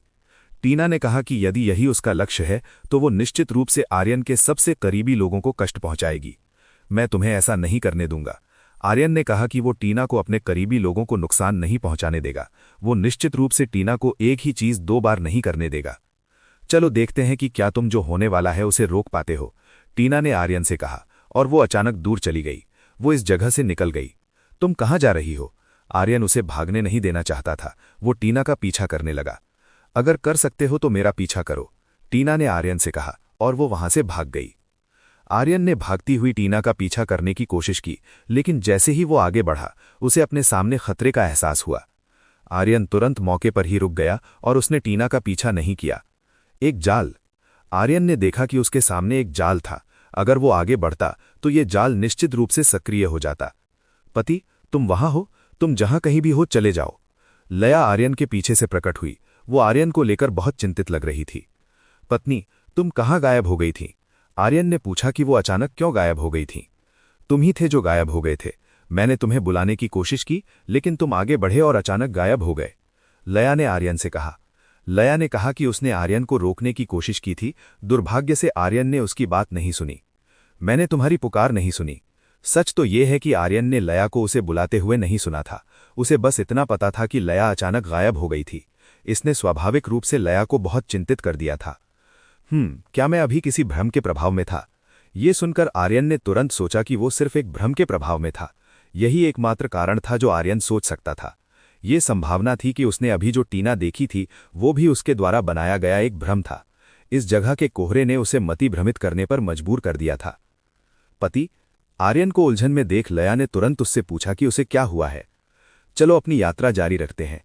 आर्यन को अपनी गलती का एहसास हुआ और उसने लया को आगे बढ़ने के लिए कहा। ठीक है। ये देखकर कि आर्यन इस मामले में बात नहीं करना चाहता, लया ने इसे आगे न बढ़ाने का फैसला किया। आर्यन और लया ने अपनी खोज जारी रखी। वो येन और यांग एग्ने जर पुष्प के ठिकाने की तलाश कर रहे थे। इस बार रास्ते में आर्यन और लया का सामना कुछ अजीब राक्षसों से हुआ। रेंगते हुए कुछ राक्षसों ने उन पर हमला किया। अजीब और घृणित राक्षसों को देखकर आर्यन और लया ने तुरंत उन सभी को मार डाला। ये राक्षस बहुत बड़ी संख्या में थे। इनकी संख्या लाखों में थी। आर्यन लगातार इन्हें नष्ट कर रहा था। ऐसा लगता है जैसे ये कभी खत्म नहीं होगा। आर्यन को महसूस हुआ कि यहाँ राक्षसों का अंत ही नहीं है। आर्यन नहीं जानता था कि ये राक्षस कहाँ से आ रहे हैं। इनकी संख्या इतनी अधिक थी कि आर्यन के द्वारा मारे जाने के बाद भी ये खत्म नहीं हो रहे थे। अध्याय 1427 सरस्वती और सहस्त्रमुखी कनखजूरे का युद्ध। ऐसा लग रहा है जैसे ये कभी खत्म नहीं होगा। आर्यन को महसूस हुआ कि यहाँ राक्षसों का अंत ही नहीं है। वो नहीं जानता था कि ये राक्षस कहाँ से आ रहे हैं। इनकी संख्या इतनी अधिक थी कि आर्यन द्वारा मारे जाने के बाद भी ये खत्म नहीं हो रहे थे। आर्यन आगे बढ़ा। उसने इन राक्षसों के जन्म स्थान का पता लगाने का फैसला किया। आर्यन ने घेरा तोड़ा और अपने सामने आने वाले हर राक्षस को नष्ट करते हुए आगे निकल गया। आर्यन की शक्ति के साथ उसने आसानी से रास्ता बना लिया। जब वो बिल्कुल सामने पहुंचा तो उसे एक पोर्टल व्यू मिला जहां से ये राक्षस बाहर निकल रहे थे। ये एक व्यू है। क्या इन राक्षसों को किसी ने बुलाया है? इसे देखकर आर्यन ने अनुमान लगाया कि यहाँ के राक्षसों को व्यूह का उपयोग करके बुलाया गया था। आर्यन देखना चाहता था कि क्या वो उस व्यूह के अंदर जा सकता है। वो उस दिशा में बढ़ा जहां टेलीपोर्टेशन व्यूह था। जैसे ही आर्यन प्रवेश करने वाला था, एक बहुत ही मजबूत अवरोध ने उसे रोक दिया और उसे पीछे की ओर धकेल दिया। ऐसा लगता है कि मैं अंदर नहीं जा सकता। आर्यन ने देखा कि इंसानों को इस टेलीपोर्टेशन व्यूह में प्रवेश करने से रोकने के लिए एक मजबूत सुरक्षा कवच लगा था। चूंकि मैं अंदर नहीं जा सकता, इसलिए बेहतर होगा कि मैं इस व्यूह को ही नष्ट कर दूं। आर्यन ने व्यूह को नष्ट करने का फैसला किया ताकि बार बार प्रकट होने वाले राक्षसों की लहरों को रोका जा सके। धमाका! आर्यन ने टेलीपोर्टेशन व्यूह को नष्ट करने के लिए स्वर्गीय सिल्वर ज्वाला का उपयोग किया। स्वर्गीय सिल्वर ज्वाला की मदद से वो उस व्यूह को पूरी तरह खत्म करने में सफल रहा। अब जब राक्षसों का झुंड आना बंद हो गया था, तो आर्यन और लया के लिए इस जगह की गंदगी को साफ करने का समय था। आर्यन और लया के बीच अच्छे सहयोग से वे अंततः सभी राक्षसों को मिटाने में सक्षम हुए। मरे हुए राक्षस कीचड़ के ढेर में बदल गए। ऐसा लग रहा था जैसे वे मिट्टी से बने थे। लया, क्या तुम्हें लगता है कि कोई इसे नियंत्रित कर रहा है? आर्यन ने लया की राय मांगी। शायद जिनसे हमने अभी लड़ाई की, ऐसा लगता है कि उन्हें किसी ने मिट्टी का उपयोग करके बनाया था, लया ने कहा। चलो इसका पता लगाते हैं। हम निश्चित रूप से जान सकते हैं कि वे राक्षस कहां से आए थे। आर्यन और लया उस स्रोत की तलाश में निकल पड़े। आर्यन और लया ने इस स्थान के आसपास जानकारी खोजी। वे दोनों बहुत दूर जाने की हिम्मत नहीं कर रहे थे, क्योंकि वे पहले की तरह एक दूसरे से अलग नहीं होना चाहते थे। इसलिए उन्होंने मिलकर खोज जारी रखी। काफी खोजने के बाद भी उन्हें कोई सुराग नहीं मिला। कुछ हाथ न लगने पर उन्होंने और आगे बढ़ने का फैसला किया और घाटी के और गहरे हिस्सों में चले गए। घाटी का आंतरिक भाग और भी अंधेरा होता जा रहा था। आर्यन ने अंधेरे रास्ते में खुद का मार्गदर्शन करने के लिए एक रोशनी का उपयोग किया। देखो, वहां एक व्यक्ति है। सामने आर्यन को एक मानवीय आकृति दिखी। वो लया को लेकर उस आकृति के पास गया। जैसे ही आर्यन ने उस आकृति को छुआ, वो तुरंत गिर गई। ये व्यक्ति मर चुका था। उसके शरीर के कई अंगों को किसी ने निकाल लिया था, फिर उसे ऐसे ही खड़ा छोड़ दिया था। उसका चेहरा पहचान में भी नहीं आ रहा था। उसकी त्वचा और सभी अंग निकाल लिए गए थे। वो मर गया है। आर्यन ने देखा कि वो व्यक्ति कुछ दिनों से उसी स्थिति में मृत पड़ा था। इस व्यक्ति के महत्वपूर्ण अंग निकाल लिए गए हैं। इसके पीछे जरूर कोई कारण होगा, लया ने आर्यन से कहा। वो देख सकती थी कि किसी ने बहुत ही क्रूरता से अंगों को निकाला था। जहां तक मैं देख पा रहा हूं, ये इंसानों का काम नहीं है। ये जरूर राक्षसों ने किया होगा। आर्यन ने कहा कि इसकी सबसे अधिक संभावना राक्षसों की ही थी। लया ने सिर हिलाया। वो आर्यन की बात से पूरी तरह सहमत थी। दहाड़! दूर से आर्यन और लया को फिर से एक दहाड़ सुनाई दी। लगता है कि वो वही राक्षस है। चलो चलकर देखते हैं। आर्यन तुरंत उस दिशा में मुड़ा, क्योंकि आगे लड़ाई होने की संभावना थी। पत्नी, साथ रहना। मैं नहीं चाहता कि पिछली घटना दोबारा हो। आर्यन ने लया का हाथ पकड़ लिया। वो नहीं चाहता था कि वे फिर से अलग हों। आर्यन और लया आगे बढ़े। उनके सामने एक आदमी और एक कनखजूरे जैसे राक्षस के बीच लड़ाई चल रही थी, जिसका ऊपरी शरीर इंसान का था। वो महिला, आर्यन ने उस महिला को देखा जो लड़ रही थी। वो सुंदर, कामुक और बहुत ग्लैमरस थी। आर्यन दूर से ही पहचान गया कि वो सरस्वती थी। क्या ये हेवन ड्रीम संप्रदाय की स्वामिनी नहीं है? लया ने देखा कि वो सरस्वती थी। वो वास्तव में बहुत ही मोहक थी, यहां तक कि लया को भी सरस्वती के आकर्षण को स्वीकार करना पड़ा। पत्नी, ऐसा लगता है कि ये वही राक्षस है जिसने अभी उस व्यक्ति के अंग चुराए थे। आर्यन ने उस कनखजूरे राक्षस को देखा, जिसका शरीर इंसानी था। ये राक्षस अपना चेहरा और रूप बदलकर इंसान जैसा बन सकता था। ऐसा लगता है कि अब वो राक्षस सरस्वती के अंग चुराना चाहता है, लया ने कहा। सरस्वती मजबूत है। उस कनखजूरे राक्षस ने गलत प्रतिद्वंद्वी को चुना है, आर्यन ने कहा। वो महिला वास्तव में शक्तिशाली है। वो मेरी बराबरी की है, लया ने स्वीकार किया। मास्टर, क्या आप उसकी मदद नहीं करना चाहते? अवनी ने पूछा। तुम क्यों चाहती हो कि मैं उसकी मदद करूं? आर्यन ने पूछा। इस महिला का शरीर विशेष है। मुझे दूर से इसका पता लगाने में थोड़ी कठिनाई हो रही है, इसलिए मैं चाहती हूं कि आप करीब जाएं, अवनी ने आर्यन से कहा। अवनी को महसूस हुआ कि सरस्वती के पास एक विशेष शरीर है, जिसे उसने किसी प्राचीन वस्तु से छिपाया हुआ था। उसे पहले अपनी लड़ाई खत्म करने दो। आर्यन ने सरस्वती को लड़ाई खत्म करने दी, ताकि वो आसानी से उसके पास जा सके। तो तुम ये चेहरा चुराना चाहते हो? इसे पाने का सपना भी मत देखो, सरस्वती ने उस राक्षस से कहा। इंसान, तुम बस हार मान लो, अपना चेहरा मुझे सौंप दो, इस तरह तुम्हें कोई दर्द महसूस नहीं होगा, उस राक्षस ने कहा। वो राक्षस बात कर सकता था। उसकी आवाज से आर्यन और लया ये नहीं समझ पा रहे थे कि वो लड़का है या लड़की। उसकी आवाज का स्वर पुरुष और महिला के बीच बदल रहा था। ये वास्तव में एक सहस्त्रमुखी कनखजूरे होने के योग्य है। तुम वास्तव में अपने शिकार की हर चीज की नकल कर सकते हो, सरस्वती ने अपने सामने मौजूद राक्षस से कहा। मुझे तुम जैसे इंसान से तारीफ की जरूरत नहीं है, मुझे अंगों की जरूरत है। सहस्त्रमुखी कनखजूरे को सरस्वती की बातें पसंद नहीं आईं। वो सरस्वती को मारकर उसका सुंदर चेहरा हासिल करना चाहता था। रियली बहुत असभ्य हो, तुम नहीं जानते कि मुझ जैसी सुंदर महिला से कैसे बात करनी है, सरस्वती ने उस राक्षस से कहा। अध्याय 1428 सरस्वती से मुलाकात। मैंने तुमसे कहा था कि मुझे उस बात की परवाह नहीं है। सहस्त्रमुखी कनखजूरे ने फिर से कहा कि उसे इस बात से फर्क नहीं पड़ता कि सरस्वती क्या कह रही है। मैं तुम्हें मार डालूंगा। सहस्त्रमुखी कनखजूरा सरस्वती की ओर बढ़ा। उसने तुरंत अपने सामने खड़ी सरस्वती पर हमला कर दिया। तुम वास्तव में बहुत शरारती हो, बुरे लड़कों को सजा मिलनी चाहिए, सरस्वती ने कहा कि परेशान करने वाले बच्चों को दंडित किया जाना चाहिए। सरस्वती के शरीर से एक बैंगनी बिजली की किरण निकली। उसका पूरा शरीर कड़कती हुई बैंगनी बिजली से घिर गया। सरस्वती ने अपना हाथ ऊपर उठाया और जैसे ही उसने ऐसा किया, ये पूरा स्थान बैंगनी रोशनी से भर गया जो हर तरफ से विकीर्ण हो रही थी। इस स्थान के चारों ओर अनगिनत बिजलियां कड़क रही थीं। ये सभी बिजलियां सरस्वती और सहस्त्रमुखी कनखजूरे के सिर के ऊपर चमक रही थीं। Rain purple thunder domination. सहस्त्रमुखी कनखजूरे के चारों ओर बैंगनी बिजली जमा हो गई और अगले ही पल वो बिजली उस राक्षस के शरीर पर बरसने लगी। सहस्त्रमुखी कनखजूरे का शरीर लाखों बिजलियों की चपेट में आ गया। अपार शक्ति वाली बिजली के प्रहार से उसका शरीर छिलने लगा। बस कुछ ही सेकंड्स में उस राक्षस का मांस गायब हो गया और केवल हड्डियां बचीं। कनखजूरे का कंकाल जमीन पर गिर गया। सरस्वती ने महज कुछ ही सेकंड में उसे पूरी तरह हड्डियों के ढांचे में बदल दिया था। फू फू फू, ऐसा लगता है कि तुमने इस सुंदर महिला के साथ छेड़खानी करने का नतीजा चख लिया है। सरस्वती ने अपनी उंगलियों को चाटा। ऐसा लग रहा था कि उसे उस राक्षस को मारने में वाकई मजा आया। आर्यन ने सरस्वती की ओर देखा। उसे लगा कि सरस्वती जैसी महिला से निपटना आसान नहीं है। वो अपने दुश्मनों को तड़पाना पसंद करती थी। पति, सरस्वती के बारे में तुम्हारा क्या ख्याल है? लया ने अपने सामने खड़े आर्यन से पूछा।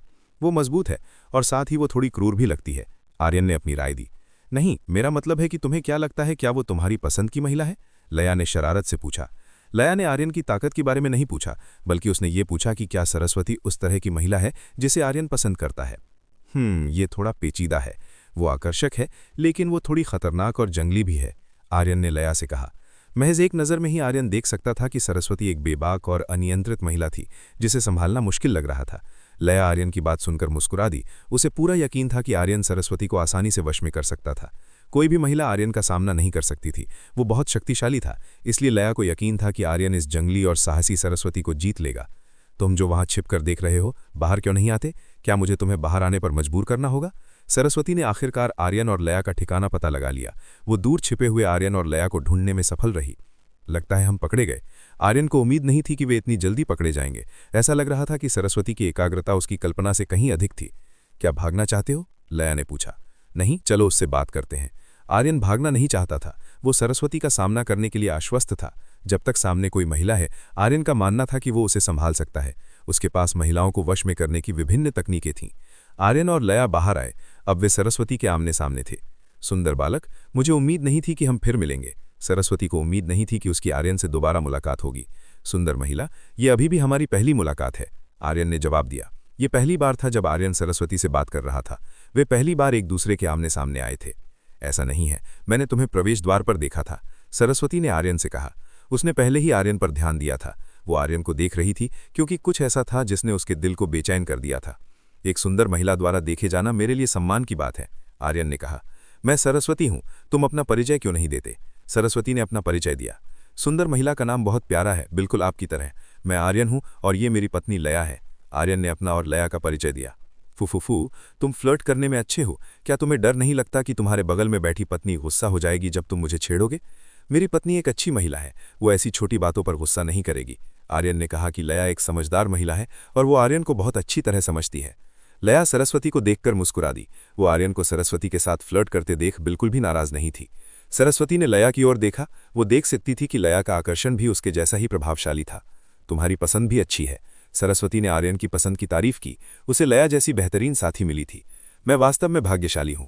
आर्यन ने कहा कि उसके पास अनगिनत बेहतरीन पत्नियां हैं। आर्यन, क्या तुम यहाँ यिन और यांग जागरण पुष्प की तलाश में आए हो? बिल्कुल, यही हमारा लक्ष्य है। मैं और मेरी पत्नी भी उसे प्राप्त करना चाहते हैं। आर्यन ने सिर हिलाया। तो तुम लोग भी उसी की तलाश में आए हो। मैं भी संयोग से उसी की तलाश में हूं, सरस्वती ने बताया। लगता है हमारा लक्ष्य एक ही है, आर्यन ने कहा। वो जानता था कि सरस्वती भी उसी पुष्प के पीछे है और वो उसे अपने लिए प्राप्त करना चाहती है। तभी कुछ हिलने की आवाज आई। वो सहस्त्रमुखी कनखजूरा फिर से खड़ा हो गया। उसने सरस्वती के हमले से खुद को उबार लिया था। एक अजीब बात हुई। उस राक्षस ने अपने शरीर को फिर से ठीक कर लिया था, जिसे बिजली के झटके ने नष्ट कर दिया था। अब उसका शरीर पहले जैसा हो गया था। आर्यन, लया और सरस्वती ने मुड़कर उस राक्षस को देखा। वो अभी भी मरा नहीं है। सरस्वती को उम्मीद नहीं थी कि वो राक्षस उसके हमले के बाद भी जीवित बचेगा। इंसान, मैं निश्चित रूप से तुमसे बदला लूंगा, सहस्त्रमुखी कनखजूरा दहाड़ा। उसे दोबारा जीवित होते देख आर्यन और लया भी लड़ने के लिए तैयार हो गए। मास्टर, आप सब कुछ इस महिला पर छोड़ दें। इस महिला के पास एक विशेष यिन शरीर है। उसकी युद्ध शक्ति काफी मजबूत होनी चाहिए। अवनी ने बताया कि सरस्वती का शरीर बहुत शक्तिशाली है। सरस्वती के शरीर से फिर से बैंगनी बिजली चमकी। वो दूसरी बार उस राक्षस को मारने का इरादा रखती थी।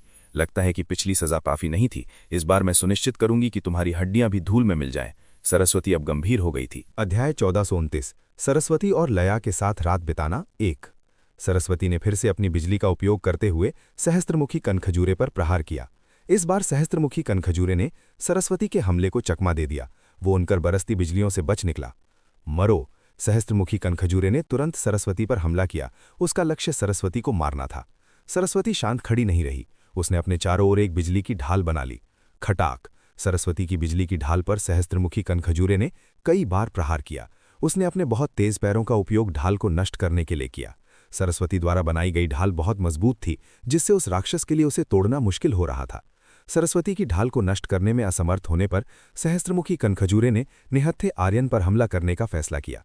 फिर तुम ही मरो! सहस्त्रमुखी कनखजूरा आर्यन की ओर झपटा। तुमने गलत दुश्मन चुन लिया है, इसे महसूस करो।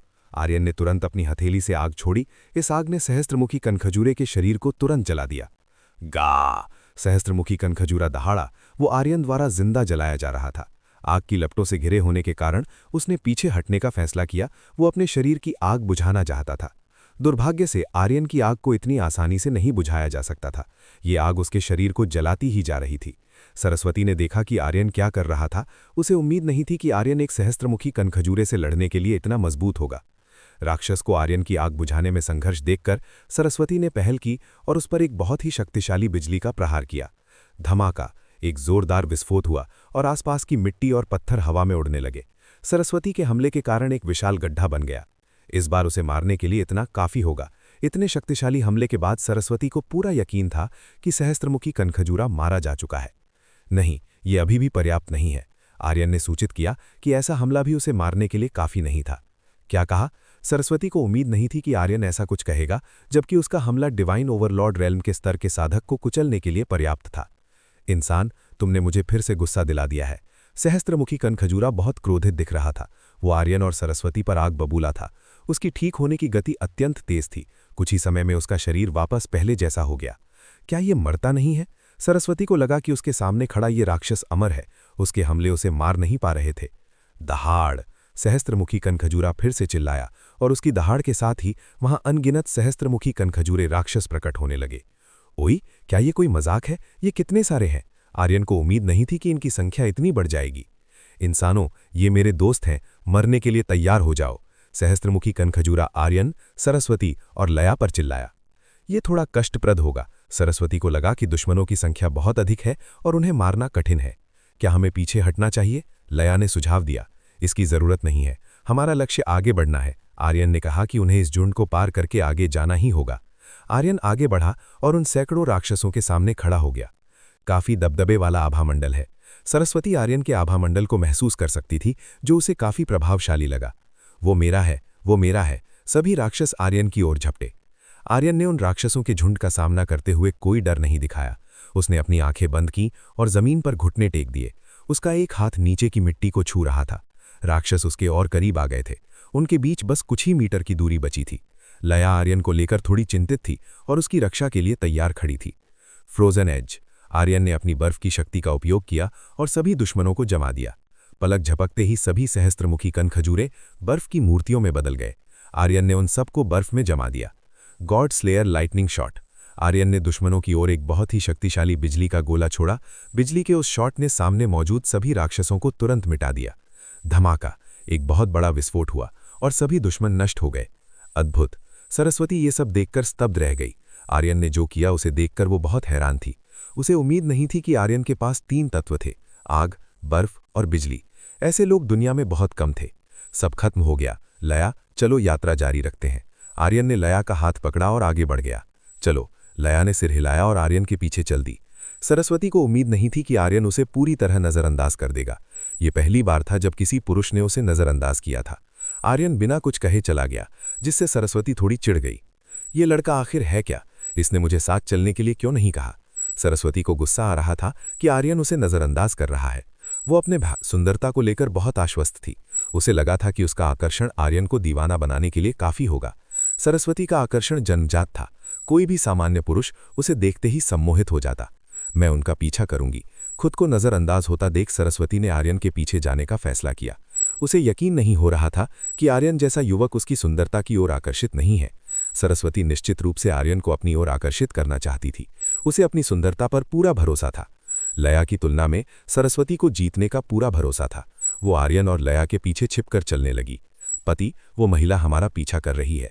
लया ने बताया कि सरस्वती अंधेरे में छिपकर उनके पीछे आ रही है। मैं देख रहा हूं, उसे आने दो। आर्यन ने भी देख लिया था कि सरस्वती क्या कर रही है। उसने उसे अपनी मर्जी करने दी। इस समय आर्यन का ध्यान यिन और यांग जागरण पुष्प खोजने पर था। जहां तक सरस्वती की बात थी, आर्यन उससे बाद में निपट सकता था। आर्यन और लया आगे बढ़ते रहे। आर्यन ने अवनी से सतर्क रहने को कहा ताकि अगर पुष्प आसपास हो तो वो उन्हें बता सके। अध्याय 1430। लया और सरस्वती के साथ रात बिताना 2। आर्यन और लया आगे बढ़ते रहे। वे काफी समय से चल रहे थे, लेकिन अभी तक उन्हें वो नहीं मिला था जिसकी वे तलाश कर रहे थे। पत्नी, क्या तुम थक गई हो? अगर तुम थक गई हो तो हम इस जगह के आसपास आराम कर सकते हैं। आर्यन ने आराम करने का सुझाव दिया। वे कई घंटों से उड़ रहे थे और अब तक उन्हें कुछ हासिल नहीं हुआ था। हाँ, चलो आराम करते हैं। लया आर्यन के सुझाव से सहमत थी। उन्होंने दर्जनों घंटों तक इस जगह की खाक छाने थी, लेकिन कुछ नहीं मिला। सच तो ये था कि स्मृतियों की घाटी इतनी विशाल थी कि यिन और यांग जागरण पुष्प को खोजना भूसे के ढेर में सुई खोजने जैसा था। आर्यन में एक तंबू बनाया और रहने के लिए उसे स्थापित किया। साथ ही उसने आसपास गर्मी के लिए आग जलाई। आर्यन इस खतरनाक जगह में सुरक्षा घेरा बनाना नहीं भूला, क्योंकि ऐसी जगह पर सावधान रहना ही बेहतर था। तुम कब तक उस जगह छिपी रहोगी? आर्यन ने सरस्वती से पूछा, जो दूर अंधेरे में छिपी थी। उसने सरस्वती के स्थान का खुलासा कर दिया। सरस्वती को उम्मीद नहीं थी कि आर्यन उसे इतनी आसानी से ढूंढ लेगा। छोटे भाई, तो तुम्हें मेरे होने का एहसास हो गया। सरस्वती आखिरकार बाहर आई और आर्यन के सामने प्रकट हुई। सरस्वती की आवाज़ और भी मधुर और आकर्षक हो गई थी। उसकी आवाज़ किसी भी पुरुष को सम्मोहित करने की शक्ति रखती थी। जो भी पुरुष इस आवाज़ को सुनता वो निश्चित रूप से भ्रमित हो जाता, क्योंकि सरस्वती का आकर्षण बहुत प्रबल था। आर्यन को भी सरस्वती के प्रलोभन का विरोध करने में थोड़ी कठिनाई हुई। उसने खुद को शांत करने की कोशिश की और थोड़ी देर में वो सफल रहा। कुमारी सरस्वती, आप इस तरह अंधेरे में क्यों छिपी थीं? आर्यन ने पूछा। क्या ये तुम्हारी गलती नहीं है? सरस्वती ने आर्यन पर ही दोष मढ़ दिया। आपका क्या मतलब है? आर्यन समझ नहीं पाया कि इसमें उसकी क्या गलती थी। उसे नहीं लगा कि उसने कोई गलती की है। सुंदर भाई, मैं एक कमजोर महिला हूं और एक पुरुष के नाते तुम्हें एक महिला को अकेला नहीं छोड़ना चाहिए। सरस्वती ने अपनी मासूमियत दिखाई। आर्यन को समझ नहीं आया कि वो क्या कहे। सरस्वती जैसी महिला जो हेवन ड्रीम संप्रदाय की स्वामिनी है, वो खुद को कमजोर कैसे कह सकती है? अगर सरस्वती कमजोर थी तो आर्यन जैसे लोग तो बहुत ज्यादा कमजोर हुए। मास्टर, ये महिला आपको संकेत दे रही है। वो आपके करीब आना चाहती है। आर्यन को अनभिज्ञ देख अवनी आखिरकार खुद को रोक नहीं पाई और उसकी मदद की। तो वो मेरे करीब आना चाहती है। ये महिला थोड़ी जटिल है, आर्यन ने महसूस किया। मुझे माफ कर दो, ऐसा लगता है कि ये मेरी गलती थी कि मैंने तुम्हें साथ आने के लिए नहीं कहा। आर्यन ने सरस्वती को साथ न लेने के लिए माफी मांगी। सरस्वती को खुद पर गर्व महसूस हुआ।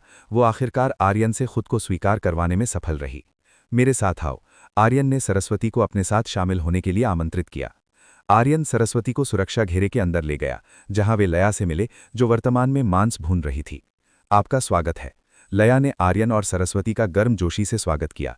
लया पहले से ही जानती थी कि आर्यन सरस्वती को साथ जरूर लाएगा। वो जानती थी कि आर्यन सरस्वती को अकेला छोड़ने का दिल नहीं रखेगा। सरस्वती लया के पास बैठ गई और उसे मांस भूनते हुए देखने लगी। क्या ये तैयार है? आर्यन ने पूछा। अभी नहीं, जल्द ही तैयार हो जाएगा, लया ने सूचित किया। आर्यन ने सिर हिलाया। उसे लया के हाथ का खाना खाने के लिए थोड़ा धैर्य रखना था। कुमारी सरस्वती, आपके साथ आई 7 सुंदरियां कहाँ गईं? आर्यन ने 7 फेरी सक्यूबस के भाग्य के बारे में पूछा। मैं संयोग से उनसे अलग हो गई, सरस्वती ने बताया। क्या आपको उनकी चिंता नहीं है कि उनके साथ कुछ बुरा हो सकता है? आर्यन ने पूछा। उनकी चिंता क्यों करनी? वे अब बच्चे नहीं हैं, वे निश्चित रूप से इस जगह पर जीवित रह सकती हैं, सरस्वती ने कहा। 7 फेरी सक्यूबस की ताकत कम नहीं थी, वे इस जगह के खतरों का सामना करने के लिए पर्याप्त मजबूत थीं। अगर वे वास्तव में इतनी मजबूत हैं तो आपको भी उतना ही मजबूत होना चाहिए, फिर आपको सुरक्षा की आवश्यकता क्यों है? आर्यन ने सीधे सरस्वती की आंखों में देखकर पूछा। आर्यन की बात सुनकर सरस्वती अवाक रह गई। आर्यन के शब्द जाल की तरह थे। उसने जानबूझकर सरस्वती को फंसाने के लिए ऐसा कहा था। मैं बहुत लापरवाह थी, मैं ऐसी बात कैसे कह सकती हूँ, सरस्वती ने मन में सोचा।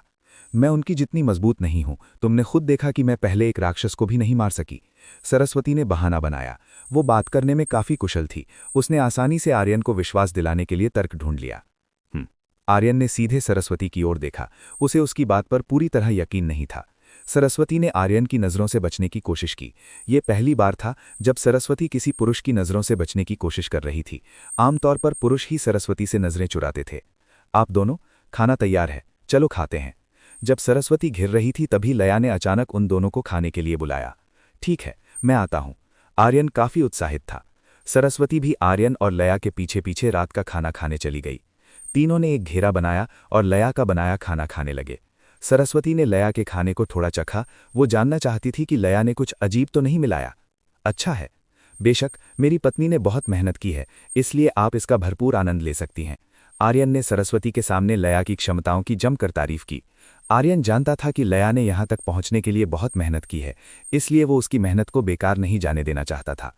पति, मुझे मत छेड़ो, ये शर्मनाक है। अजनबियों के सामने अपनी तारीफ सुनकर लया थोड़ी शर्मा गई। आर्यन और लया एक दूसरे के साथ हंसी मजाक कर रहे थे, जिसे देखकर सरस्वती को थोड़ी जलन महसूस हुई। रुको एक मिनट, मुझे इस बात पर गुस्सा क्यों आना चाहिए? सरस्वती को अजीब लगा। एक जोड़े के लिए ऐसा करना सामान्य था। सरस्वती इस मामले में अनुभवी थी। वो जानती थी कि किसी पुरुष को कैसे खुश किया जाता है। बहुत कम पुरुष सरस्वती के चंगुल से बच पाते थे। आर्यन, लया और सरस्वती ने रात का खाना जारी रखा और थोड़ी जानकारी भी साझा की। आर्यन की बातों के जादू ने सरस्वती को प्रभावित कर दिया था। सरस्वती ने अपने जीवन में पहली बार आर्यन जैसे मीठे बोल बोलने वाला पुरुष का सामना किया था। आर्यन की हर बात सरस्वती को खुशी दे रही थी। चलो, अब आराम करते हैं, लया ने आर्यन और सरस्वती को सोने के लिए कहा। आप आराम कर सकते हैं। सरस्वती ने आर्यन और लया को आराम करने दिया, जबकि उसने बाहर पहरा देने की बात कही। ऐसा मत करो, तुम हमारे साथ आराम कर सकती हो, मुझे तुम्हारे साथ जगह साझा करने में कोई आपत्ति नहीं है। लया ने सरस्वती को साथ सोने का न्योता दिया। लेकिन यहाँ की सुरक्षा का क्या? सरस्वती ने पूछा। उसके लिए आपको चिंता करने की जरूरत नहीं है, मेरे पति द्वारा बनाया गया सुरक्षा घेरा बहुत मजबूत है, लया ने उसे आश्वस्त किया। सरस्वती के मन में अभी भी संदेह था। वो नहीं जानती थी कि लया की क्या योजना है। पति, मैंने जो कहा वो सही है ना? आर्यन से लया ने पूछा। हाँ, बिल्कुल सही। ये घेरा शत्रुओं के हमलों को रोकने के लिए पर्याप्त है, आर्यन ने कहा। आर्यन, लया और सरस्वती तंबू के अंदर चले गए और आराम करने की तैयारी करने लगे। आज रात आर्यन वास्तव में भाग्यशाली था। उसके पास एक नहीं बल्कि 2-2 सुंदरियां थीं। आर्यन और लया एक दूसरे के पास सो रहे थे, जबकि सरस्वती उनसे थोड़ी दूरी पर थी। क्या ये दोनों कुछ ज्यादा ही निश्चिंत नहीं हैं? पास में एक अजनबी के होते हुए वे इतने बेफिक्र कैसे हो सकते हैं? सरस्वती को आश्चर्य हुआ। दूर से सरस्वती ने आर्यन का चेहरा देखा। वो बहुत सुंदर था, जिससे सरस्वती अपनी नजरें नहीं हटा पा रही थी। वो बहुत सुंदर है, मुझे नहीं पता था कि ऐसा भी कोई हो सकता है, सरस्वती ने मन में सोचा। शायद मैं उसे थोड़ा छेड़ूंगी। सरस्वती अब आर्यन को तंग करने और उसे अपनी ओर आकर्षित करने का मन बना चुकी थी। अध्याय 1431।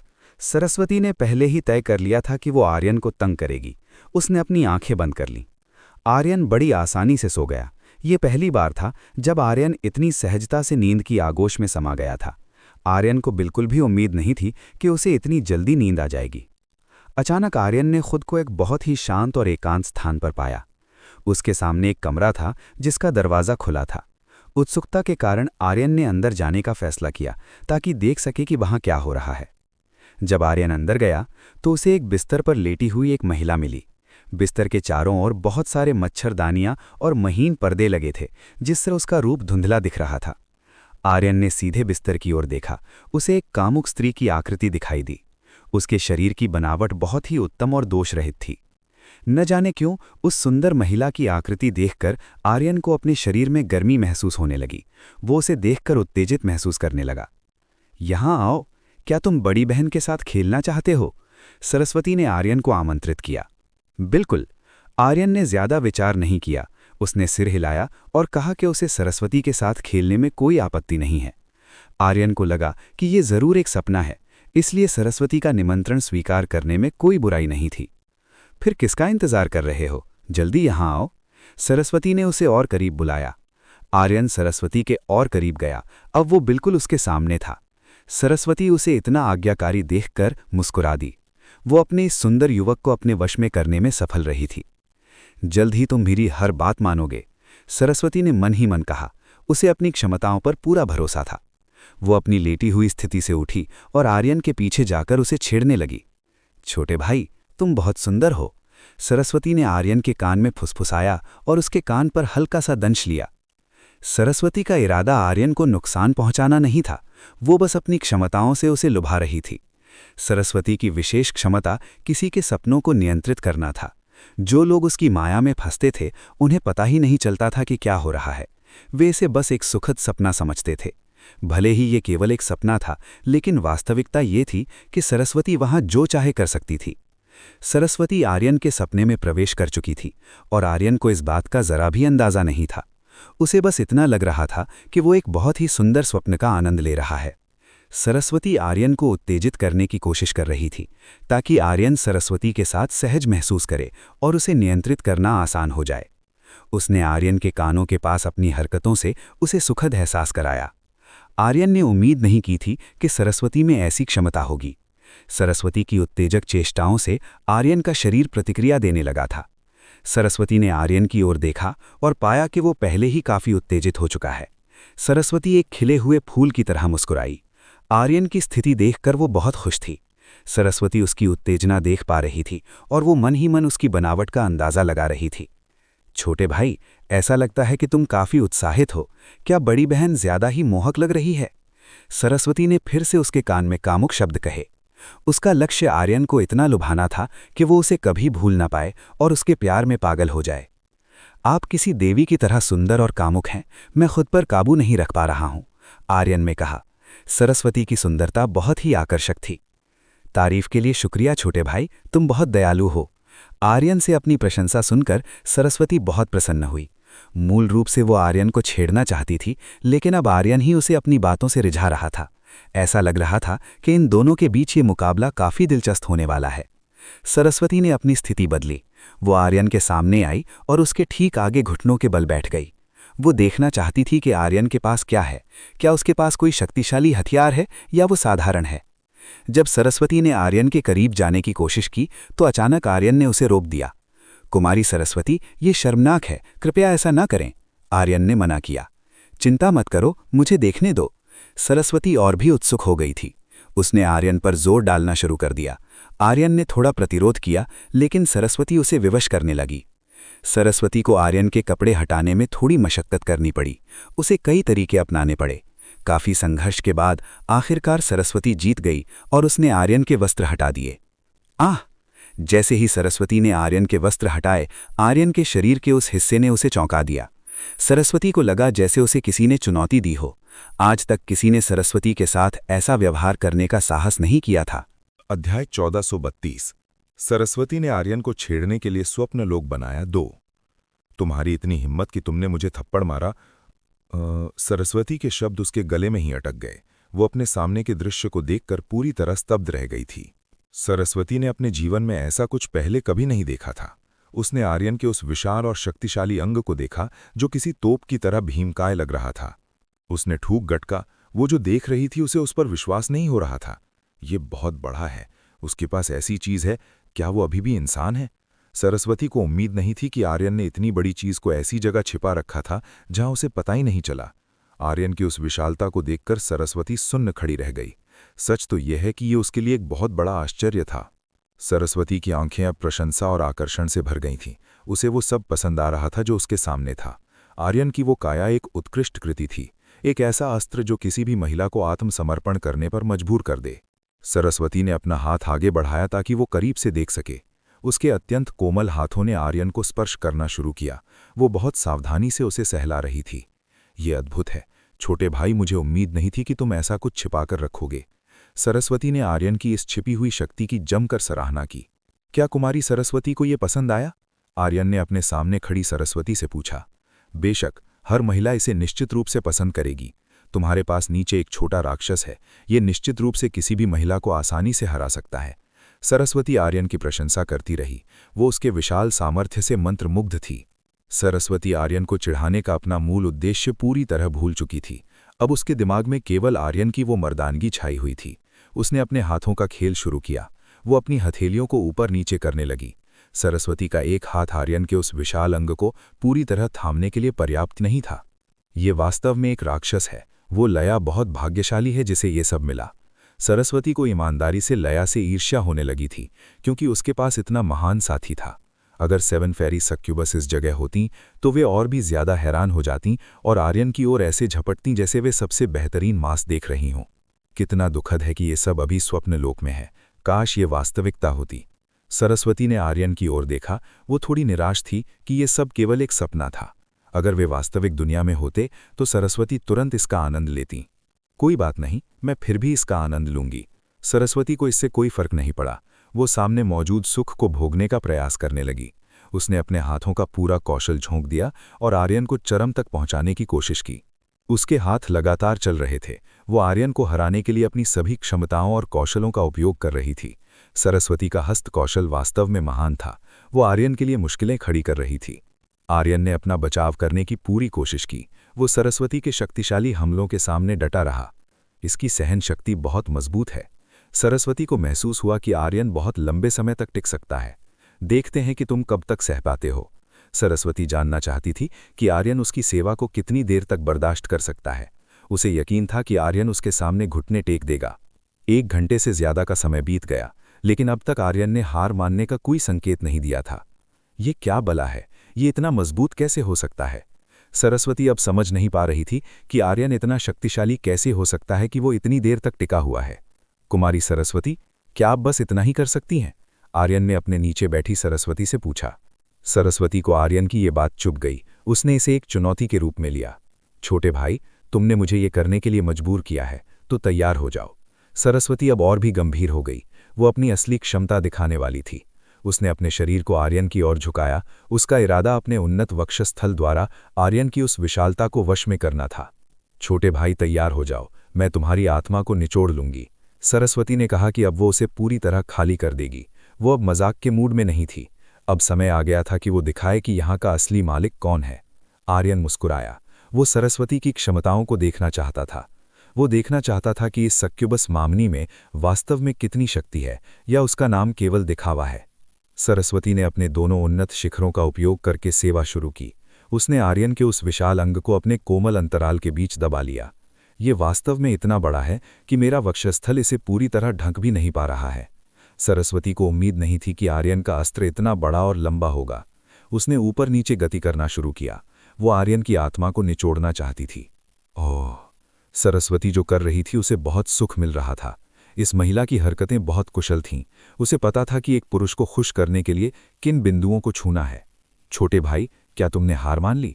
सरस्वती मुस्कुराई जब उसने आर्यन का चेहरा आनंद में डूबा देखा। उसे अपनी काबिलियत पर पूरा भरोसा था। कोई भी पुरुष उसके साथ ये खेल खेलने के बाद बच नहीं सकता था। ये आरामदायक है, आर्यन ने कहा कि उसे बहुत अच्छा लग रहा है। लगता है जीत मेरी ही होगी। सरस्वती ने एक मोहक मुस्कान दी। उसे लगा कि उसने जीत हासिल कर ली है और अब बस उसे आर्यन को अपने वश में करना है। तभी आर्यन ने नीचे देखा। उसने सरस्वती का वो ग्लैमरस और सुंदर चेहरा देखा जो बहुत ही आकर्षक था। उसे सरस्वती के साथ खेलने का मन हुआ। आर्यन ने अपना हाथ बढ़ाया और सरस्वती के उन्नत शिखरों को स्पर्श करना शुरू किया। छोटे भाई, तुम क्या कर रहे हो? सरस्वती ने पूछा। आप लगातार मेरी सेवा कर रही हैं, आपको असहज महसूस हो रहा होगा। अब मुझे भी आपके लिए वही करने दें। आर्यन ने कहा कि अब वो सक्रिय होकर सरस्वती की सेवा करेगा। आर्यन ने सरस्वती को चिढ़ाने के लिए अपने कौशल का उपयोग किया। उसने सरस्वती के सबसे संवेदनशील क्षेत्रों को खोजना और उन्हें दबाना शुरू किया। आह! सरस्वती कराह थीं। जैसे ही उसने आर्यन के हाथ को अपने सबसे संवेदनशील स्थान पर घूमते हुए महसूस किया, उसकी पूरी देह सिहर उठी। अध्याय 1433 आर्यन का पलटवार। नहीं, वहां मत जाओ। सरस्वती ने आर्यन को रोकने की कोशिश की जब आर्यन ने उसके सबसे संवेदनशील स्थानों को छूने का प्रयास किया। ये सरस्वती के लिए बहुत खतरनाक साबित हो सकता था। आपको मना करने की जरूरत नहीं है, इसे मुझ पर छोड़ दें। आर्यन ने सरस्वती के कान में फुसफुसाते हुए कहा कि वो इस मामले को उसे सौंप दे। सरस्वती को आर्यन की बात पर विश्वास नहीं हो रहा था। उसे आर्यन की हरकतों से एक सुखद खतरे का एहसास हो रहा था। सच तो ये था कि आर्यन के स्पर्श से उसे बहुत अच्छा महसूस हो रहा था। ये पहली बार था जब उसने ऐसा अनुभव किया था। आर्यन के छूने का तरीका इतना लाजवाब था कि सरस्वती पूरी तरह उसमें खो गई थी। ओह नहीं, वहां मत रुकना। अत्यधिक आनंद के कारण सरस्वती के मुंह से बहुत ही मोहक कराह निकली। उसकी आकर्षक आवाज सुनकर आर्यन और भी उत्तेजित हो गया। अब सरस्वती में विरोध करने की कोई शक्ति नहीं बची थी। उसके शरीर की सारी ताकत जैसे गायब हो गई थी। सरस्वती को समझ नहीं आ रहा था कि उसके साथ क्या हो रहा है और वो आर्यन के बिछाए हुए प्रेम के जाल में क्यों गिरती जा रही है। छोटे भाई, तुम सबसे अच्छे हो, सरस्वती ने आर्यन से और भी तीव्र होने के लिए कहा। वो अब इसका पूरी तरह आनंद ले रही थी। बिल्कुल, तैयार रहो। आर्यन अब पीछे हटने वाला नहीं था। वो सरस्वती के सामने अपनी पूरी क्षमता दिखाने वाला था। आर्यन ने अपनी उंगलियों के जादू से सरस्वती को चरम सुख का एहसास कराया। आर्यन ने पैशन गॉडेस तकनीक का संचार करना शुरू कर दिया। वो इस तकनीक का उपयोग सरस्वती को वश में करने के लिए करने वाला था। वो ये सुनिश्चित करना चाहता था कि सरस्वती उसके कौशल को कभी न भूल पाए। सरस्वती भी आर्यन के हमले के सामने चुप नहीं रही। उसने आर्यन की ओर अपना पलटवार शुरू कर दिया। वे दोनों एक दूसरे पर हावी होने की कोशिश कर रहे थे, लेकिन कुछ ही क्षणों में सरस्वती को आर्यन के सामने हार माननी पड़ी। आर्यन की सहन शक्ति बहुत मजबूत थी। वो सरस्वती के हर वार को झेलने में सक्षम था। सरस्वती के पास असाधारण क्षमताएं थीं, लेकिन पैशन गॉडेस तकनीक के सामने वो किसी मासूम मेमने की तरह असहाय थी। मैं अब और सहन नहीं कर सकती, सरस्वती ने हार मान ली। वो आर्यन के स्पर्श से कई बार चरम पर पहुंच चुकी थी, जबकि आर्यन अभी भी अजेय था। जब वो आर्यन की उंगलियों का सामना कर रही थी तो उसे अपना पूरा शरीर अत्यंत कोमल और ढीला महसूस हो रहा था। मुझे इस जगह से बाहर निकलना होगा। सरस्वती की योजना विफल हो गई थी। उसे लगा कि वो आर्यन को लुभा नहीं पाएगी, क्योंकि इस युवक की क्षमता उसकी समझ से परे थी। जब सरस्वती ने जाने की कोशिश की तो आर्यन ने उसे रोक लिया। वो उसे इतनी आसानी से जाने नहीं देने वाला था। कुमारी सरस्वती, आप कहाँ जा रही हैं? आर्यन ने पूछा। छोटे भाई, कृपया मुझे जाने दो, सरस्वती ने आर्यन से मिन्नत की। वो आर्यन द्वारा दिए जा रहे सुखद एहसासों को और अधिक झेलने की स्थिति में नहीं थी। रात अभी लंबी है, क्यों ना हम थोड़ी देर और इसका आनंद लें? आर्यन ने तर्क दिया और उसे जाने नहीं दिया। नहीं, सरस्वती को आर्यन ने अपनी ओर खींच लिया। आज रात आर्यन सरस्वती के पूरे अस्तित्व का स्वाद चखने वाला था। सरस्वती असहाय थी।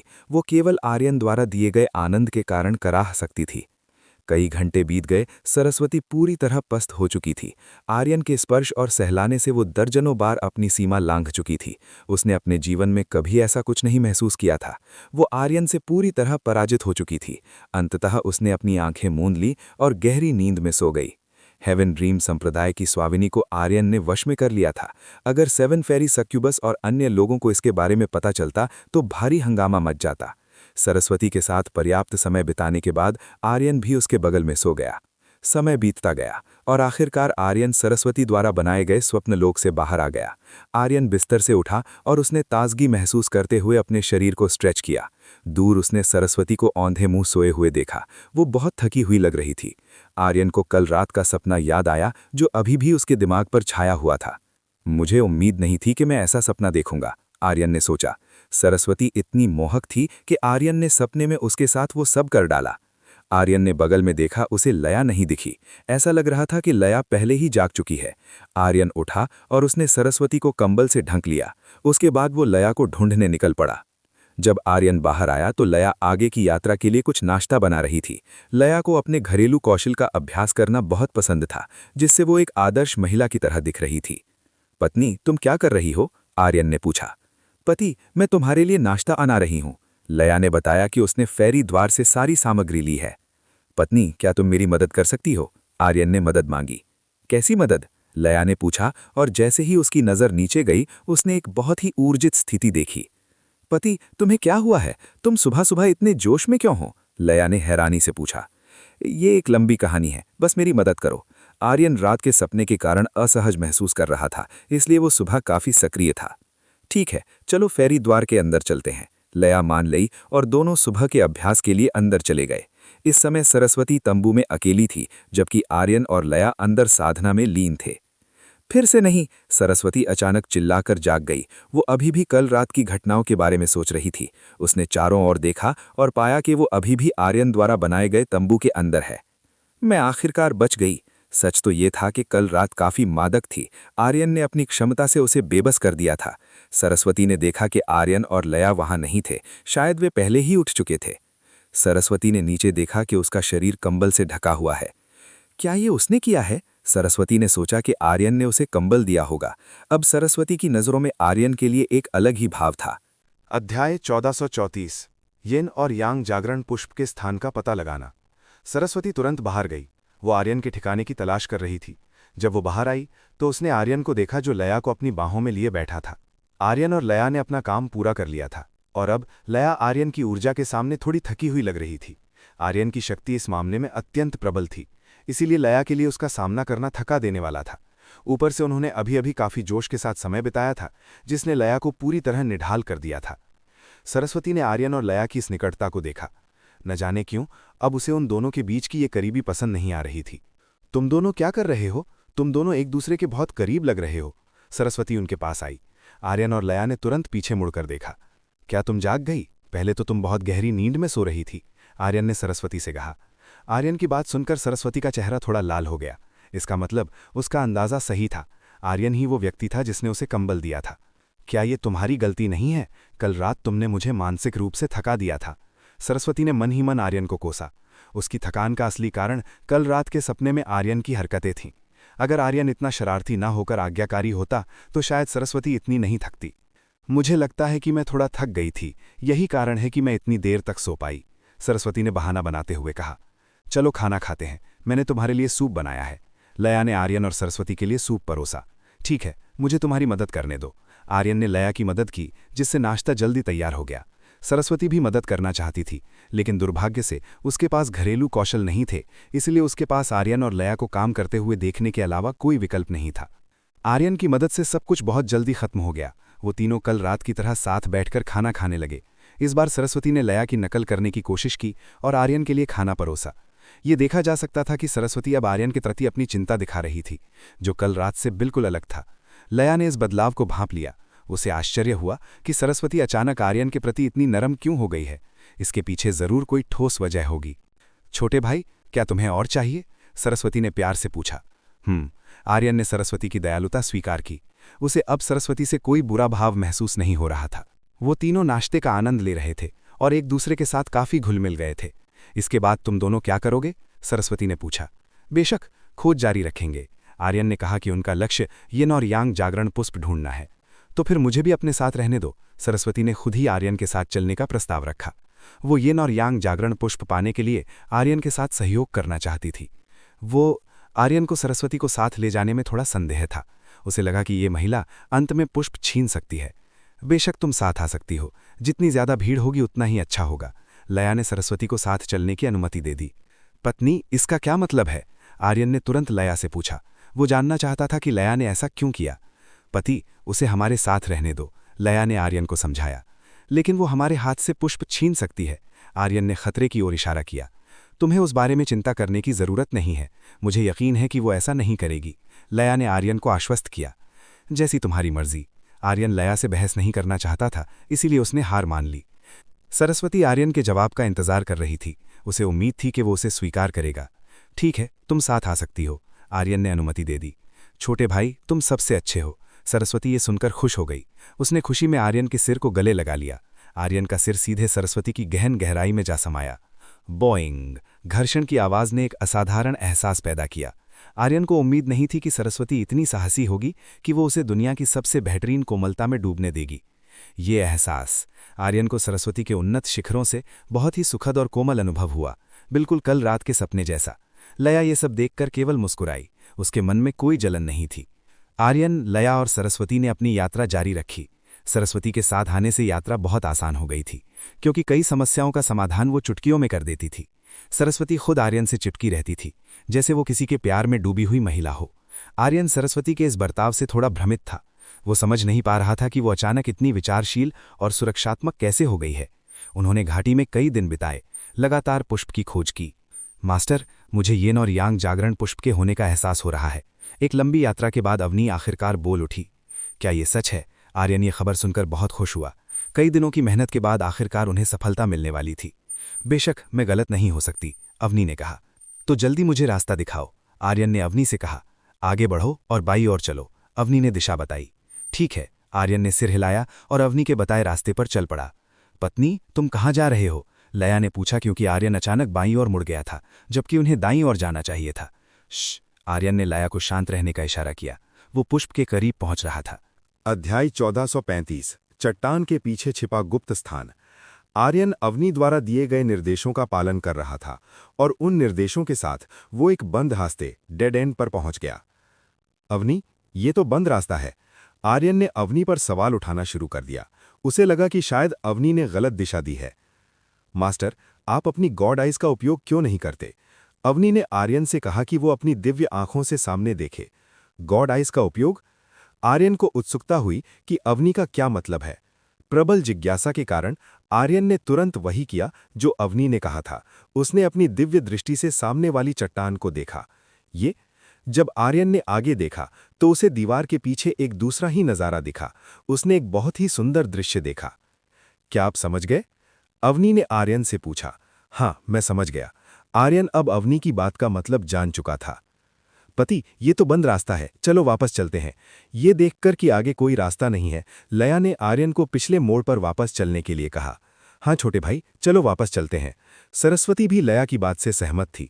वो उस रास्ते पर लौटने के लिए तैयार थी जहां से वे आए थे। आर्यन ने लया और सरस्वती की सलाह नहीं मानी, बल्कि वो और आगे बढ़ गया। सरस्वती और लया आर्यन की हरकत देखकर उलझन में पड़ गईं। उनमें से कोई भी नहीं समझ पा रहा था कि आर्यन क्या करने की कोशिश कर रहा है। आर्यन आगे बढ़ा और सीधे सामने वाली चट्टान दीवार की ओर चलने लगा। अगर वो नहीं रुकता तो निश्चित रूप से दीवार से टकरा जाता। लया और सरस्वती को चिंता होने लगी कि कहीं आर्यन किसी भ्रम का शिकार तो नहीं हो गया, क्योंकि इस जगह का कोहरा बहुत घना होता जा रहा था। इस घाटी का कोहरा किसी को भी भ्रम में डाल सकता है और उसे अतीत की यादों में फंसा सकता है, जो यहाँ फंसे लोगों के लिए बहुत खतरनाक होता है। लया और सरस्वती आर्यन को तुरंत होश में लाना चाहती थीं। उन्हें डर था कि कहीं उसके साथ कुछ बुरा ना हो जाए। जैसे ही लया और सरस्वती ने आर्यन को रोकने का सोचा, उन्होंने देखा कि आर्यन उनकी नजरों से गायब हो गया। सुंदर भाई, पति! लया और सरस्वती आर्यन के अचानक गायब होने से घबरा गईं। वे दोनों तुरंत उस दीवार की ओर दौड़ी जहां आर्यन टकराकर ओझल हुआ था। जैसे ही लया और सरस्वती उस चट्टान की दीवार के पास पहुंची, वे एक मायावी सुरक्षा घेरे से होकर गुजरीं। चट्टान का नजारा अचानक गायब हो गया और उनके सामने एक अत्यंत सुंदर स्थान आ गया। उन्होंने अपने चारों ओर घास के मैदान और छायादार पेड़ देखे। सरस्वती और लया दोनों इस दृश्य को देखकर दंग रह गईं। उनके सामने का नजारा बिल्कुल बदल चुका था। ये स्थान बहुत ही सुंदर था, वैसा बिल्कुल नहीं जैसा वे पिछले कई दिनों से देख रही थीं। मुझे इस जगह का अंदाजा नहीं था, ये बहुत छिपी हुई है। सरस्वती को उम्मीद नहीं थी कि उसे इतना गुप्त स्थान मिलेगा। उनके सामने आर्यन खड़ा था और आसपास देख रहा था। लया और सरस्वती आर्यन के पास पहुंची और उसके दोनों ओर खड़ी हो गईं। पति, ये कौन सी जगह है? लया ने पूछा। ऐसा लगता है कि यही असली स्मृतियों की घाटी है। अब तक जिससे हम गुजरे वे केवल इस स्थान को छिपाने के लिए बनाए गए अवरोध थे। आर्यन ने अनुमान लगाया कि असली घाटी यही है, बाकी सब केवल इसे छिपाने का दिखावा था। ये जगह बहुत सुंदर है, सरस्वती ने कहा। उसके मन में आया कि यहाँ समय बिताना बहुत रोमांटिक होगा। सच है कि ये सुंदर है, लेकिन इससे भी सुंदर जगहें मौजूद हैं, आर्यन ने स्वीकार किया। हालांकि ये जगह अच्छी थी, लेकिन परिद्वार के अंदर का नज़ारा अभी भी आर्यन द्वारा देखी गई सबसे सुंदर चीज थी। तुम बिल्कुल सही कह रहे हो। लया आर्यन की बात से सहमत थी। आप दोनों की प्रतिक्रिया इतनी सामान्य क्यों है? क्या आप लोगों ने इससे भी ज्यादा सुंदर जगह देखी है? लया और आर्यन की सहजता देखकर सरस्वती ने अंदाजा लगाया कि इन दोनों के पास कोई बड़ा राज है। वो उन रहस्यों को जानने के लिए उत्सुक हो उठी जो आर्यन और लया उससे छिपा रहे थे। आर्यन और लया ने एक दूसरे को देखा और सरस्वती की ओर देखकर मुस्कुरा दिया। चलो इस जगह का चक्कर लगाते हैं। आर्यन ने सरस्वती और लया को साथ लिया। अवनी ने आर्यन को यिन और यांग जागरण पुष्प का सटीक स्थान बताया। कुछ देर बाद वे तीनों एक छोटी सी झील के पास पहुंचे। उस झील के बिल्कुल बीचों बीच वही चीज थी जिसकी वे तलाश कर रहे थे। ये वास्तव में यिन और यांग जागरण पुष्प है। मुझे विश्वास नहीं हो रहा कि इसके बारे में सुनी गई अफवाहें सच हैं। सरस्वती की आंखें चमक उठीं। वो बहुत खुश दिख रही थीं। सरस्वती तुरंत पुष्प के करीब जाने के लिए आगे बढ़ीं। वो देखना चाहती थीं कि ये असली है या नहीं। पति, क्या हम नहीं चलेंगे? लया ने पूछा। 1 मिनट रुको। आर्यन जल्दबाजी नहीं करना चाहता था। उसे उस झील में कुछ अजीब महसूस हो रहा था। सरस्वती पुष्प के बहुत करीब पहुंच गई थीं। वो लगभग उसे छूने ही वाली थीं। तभी पानी का एक बहुत बड़ा फव्वारा नीचे से निकला। सरस्वती का शरीर पानी की तेज धारा से पीछे की ओर उछल पड़ा। उसे जमीन पर गिरते देख आर्यन तुरंत लपका और उसे बचा लिया। आर्यन ने सरस्वती को अपनी बाहों में थाम लिया। उसके सामने एक बहुत ही आकर्षक नजारा था। सरस्वती का शरीर गीला हो चुका था, जिसके कारण उसके कपड़े पारदर्शी हो गए थे। इससे आर्यन सीधे सरस्वती की सुंदर काया को देख पा रहा था। अध्याय 1436 अजोर ड्रैगन क्षेत्र बनाम जल ड्रैगन। इसका शरीर वास्तव में बहुत सुंदर है। आर्यन ने मन ही मन सरस्वती की सराहना की। इस महिला की काया अत्यंत मोहक थी और सरस्वती के उस अर्धनग्न और भीगे हुए रूप को देखकर आर्यन के भीतर भी गर्मी बढ़ने लगी थी। आर्यन के हाथों में थोड़ी हलचल हुई। उसका मन उस सुंदर शरीर को और सहलाने का कर रहा था जो वर्तमान में उसकी बाहों में था। क्या तुम ठीक हो? आर्यन ने सरस्वती से पूछा। वो जानना चाहता था कि उसे कहीं चोट तो नहीं लगी। सुंदर भाई, तुम कमाल के हो। मेरी मदद करने के लिए शुक्रिया। सरस्वती ने आर्यन का आभार माना। वो वास्तव में आभारी थी, क्योंकि अगर आर्यन उसे नहीं थामता तो वो बहुत बुरी तरह जमीन पर गिरती। ठीक है, अब तुम मुझे छोड़ सकती हो, मेरा दम घुट रहा है, आर्यन ने सरस्वती से कहा। सरस्वती ने अपने भारी उन्नत शिखरों से आर्यन को कसकर गले लगा रखा था, जिससे आर्यन के लिए ध्यान केंद्रित करना मुश्किल हो रहा था।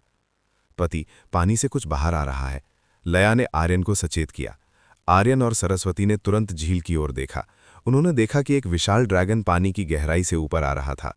एक ड्रैगन! सरस्वती चिल्लाई। ड्रैगन अत्यंत दुर्लभ प्राणी थे।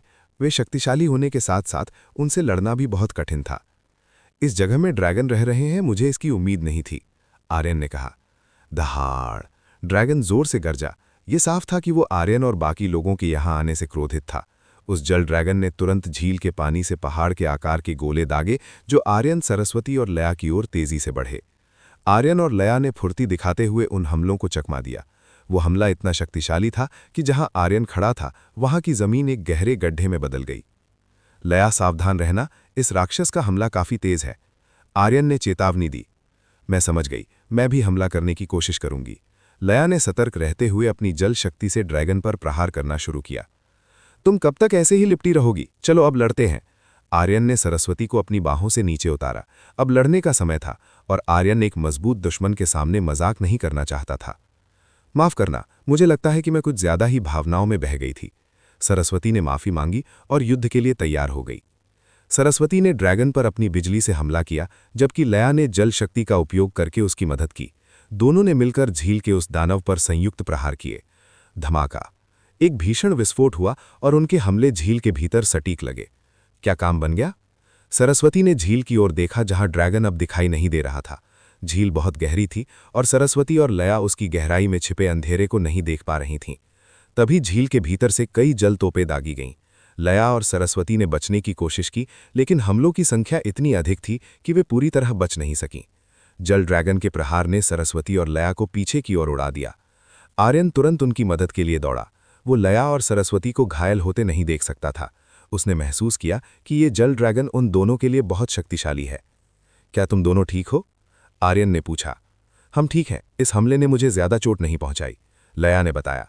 चूंकि जल ड्रैगन का तत्व भी जल था, इसलिए लया पर उसका प्रभाव कम पड़ा, लेकिन सरस्वती को उस हमले से चोटें आई थीं। पत्नी, तुम कुमारी सरस्वती का उपचार करो, मैं इस राक्षस का सामना करूंगा, आर्यन ने लया को निर्देश दिया। छोटे भाई, ये ड्रैगन बहुत शक्तिशाली है, क्या तुम अकेले इसका सामना कर पाओगे? सरस्वती ने चेतावनी दी। ड्रैगन को पानी में छिपने का फायदा मिल रहा था, जिससे उनके हमले उस पर नहीं लग पा रहे थे। ठीक है, मैं समझ गई। लया ने सिर हिलाया, उसे आर्यन की काबिलियत पर पूरा विश्वास था। आर्यन आगे बढ़ा और झील के ऊपर हवा में मंडराने लगा। जल राक्षस, बाहर आओ, आर्यन ने दहाड़ते हुए आदेश दिया। वो जल ड्रैगन बाहर निकला और आर्यन के सामने अपना विशाल रूप दिखाया। उसकी गर्दन ही एक ऊंचे पहाड़ जैसी लग रही थी। इंसानों, यहां से चले जाओ, वरना मैं तुम्हें खा जाऊंगा, ड्रैगन ने चेतावनी दी। जब तक मुझे वो नहीं मिलता जिसकी मैं तलाश कर रहा हूं, मैं यहां से नहीं जाऊंगा, आर्यन ने स्पष्ट कर दिया। उसने यहां तक पहुंचने में बहुत समय बिताया था और वो खाली हाथ लौटने वाला नहीं था। उसे किसी भी कीमत पर यिन और यांग जागरण पुष्प चाहिए था। तो तुम नहीं जाओगे? तो फिर मुझे तुम्हें खाने के लिए दोष मत देना। ड्रैगन आर्यन की ओर झपटा। आर्यन ने अपनी आंखें बंद कीं और तैयारी की। अजोर ड्रैगन डोमेन। आर्यन ने अपना क्षेत्र खोला। जैसे ही अजोर ड्रैगन क्षेत्र खुला, चारों तरफ अंधकार छा गया और आर्यन के पीछे एक विशाल अजोर ड्रैगन की छाया दिखाई दी, जो जोर से गरजने लगी।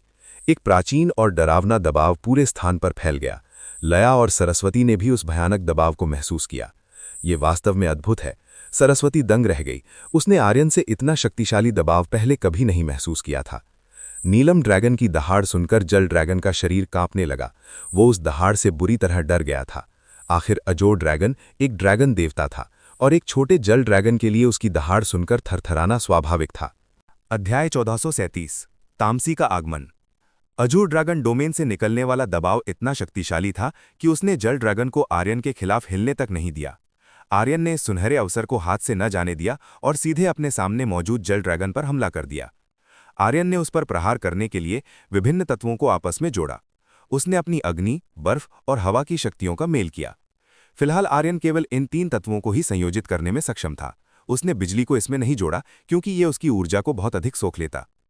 जब आर्यन ने इन तीनों तत्वों को एक में मिलाया, तो रंगों का एक ऐसा मिश्रण तैयार हुआ जिसे देखना जितना दिलचस्प था, उतना ही डरावना भी। ये क्या है? ये बहुत भयानक लग रहा है। सरस्वती ने आर्यन के उन 3 तत्वों के संयोजन की भयावह शक्ति को महसूस किया। मुझे नहीं पता, मैंने ऐसा पहले कभी नहीं देखा। लया भी नहीं जानती थी कि आर्यन क्या कर रहा है, वो बस उसकी शक्ति को देखकर दंग थी। आर्यन ने अपनी पूरी ताकत लगाकर जल ड्रैगन पर हमला किया। उसने 3 अत्यंत शक्तिशाली तत्वों के संयुक्त प्रहार को ड्रैगन की ओर दाग दिया। धमाका! एक भीषण विस्फोट हुआ। इस विस्फोट से इतना जोरदार झटका लगा कि उसकी गूंज इस स्थान के हर कोने तक महसूस की गई। क्या काम बन गया? सरस्वती ने एक सुरक्षा घेरा बना लिया था। वो धूल और धुएं के कारण आर्यन की लड़ाई को साफ नहीं देख पा रही थी। विस्फोट इतना बड़ा था कि सरस्वती ये देखकर हैरान रह गई कि आर्यन अपनी कम ताकत के बावजूद ऐसा कुछ करने में सक्षम था। आर्यन ने इस मौके का फायदा उठाते हुए यिन और यांग जागरण पुष्प को तोड़ लिया। यिन और यांग जागरण पुष्प प्राप्त करने का यह सबसे अच्छा अवसर था। आर्यन के हमले से जल ड्रैगन निश्चित रूप से मुश्किल में था, इसलिए आर्यन ने तुरंत पुष्प लिया और लया और सरस्वती के पास लौट आया। मुझे वो मिल गया है जिसकी हमें तलाश थी, चलो यहां से निकलते हैं। आर्यन को पुष्प मिल चुका था, इसलिए अब इस जगह रुकने का कोई मतलब नहीं था। चलो। लया आर्यन की बात से पूरी तरह सहमत थी। उनका लक्ष्य पूरा हो चुका था, इसलिए अब झील में इंतजार कर रहे जल ड्रैगन से और लड़ने की कोई जरूरत नहीं थी। आर्यन, लया और सरस्वती तुरंत उस स्थान से निकल गए। चूंकि अब उस जगह आर्यन की दिलचस्पी के लिए कुछ और नहीं बचा था, वे तेजी से दूर चले गए। इंसानों, तुम कहां जा रहे हो? अभी वापस आओ। जल ड्रैगन पीछे से दहाड़ा। आर्यन के हमले ने उसे घायल तो किया था, लेकिन वो मरा नहीं था। हालांकि तब तक आर्यन और बाकी लोग काफी दूर निकल चुके थे। वे एक सुरक्षित स्थान की तलाश करने लगे, जहां वे जल ड्रैगन के पीछा करने के डर के बिना छिप सकें। हम सुरक्षित निकल आए। लया ने राहत की सांस ली। पति, क्या तुम्हें वो मिल गया? लया ने फिर से पुष्टि की। बेशक।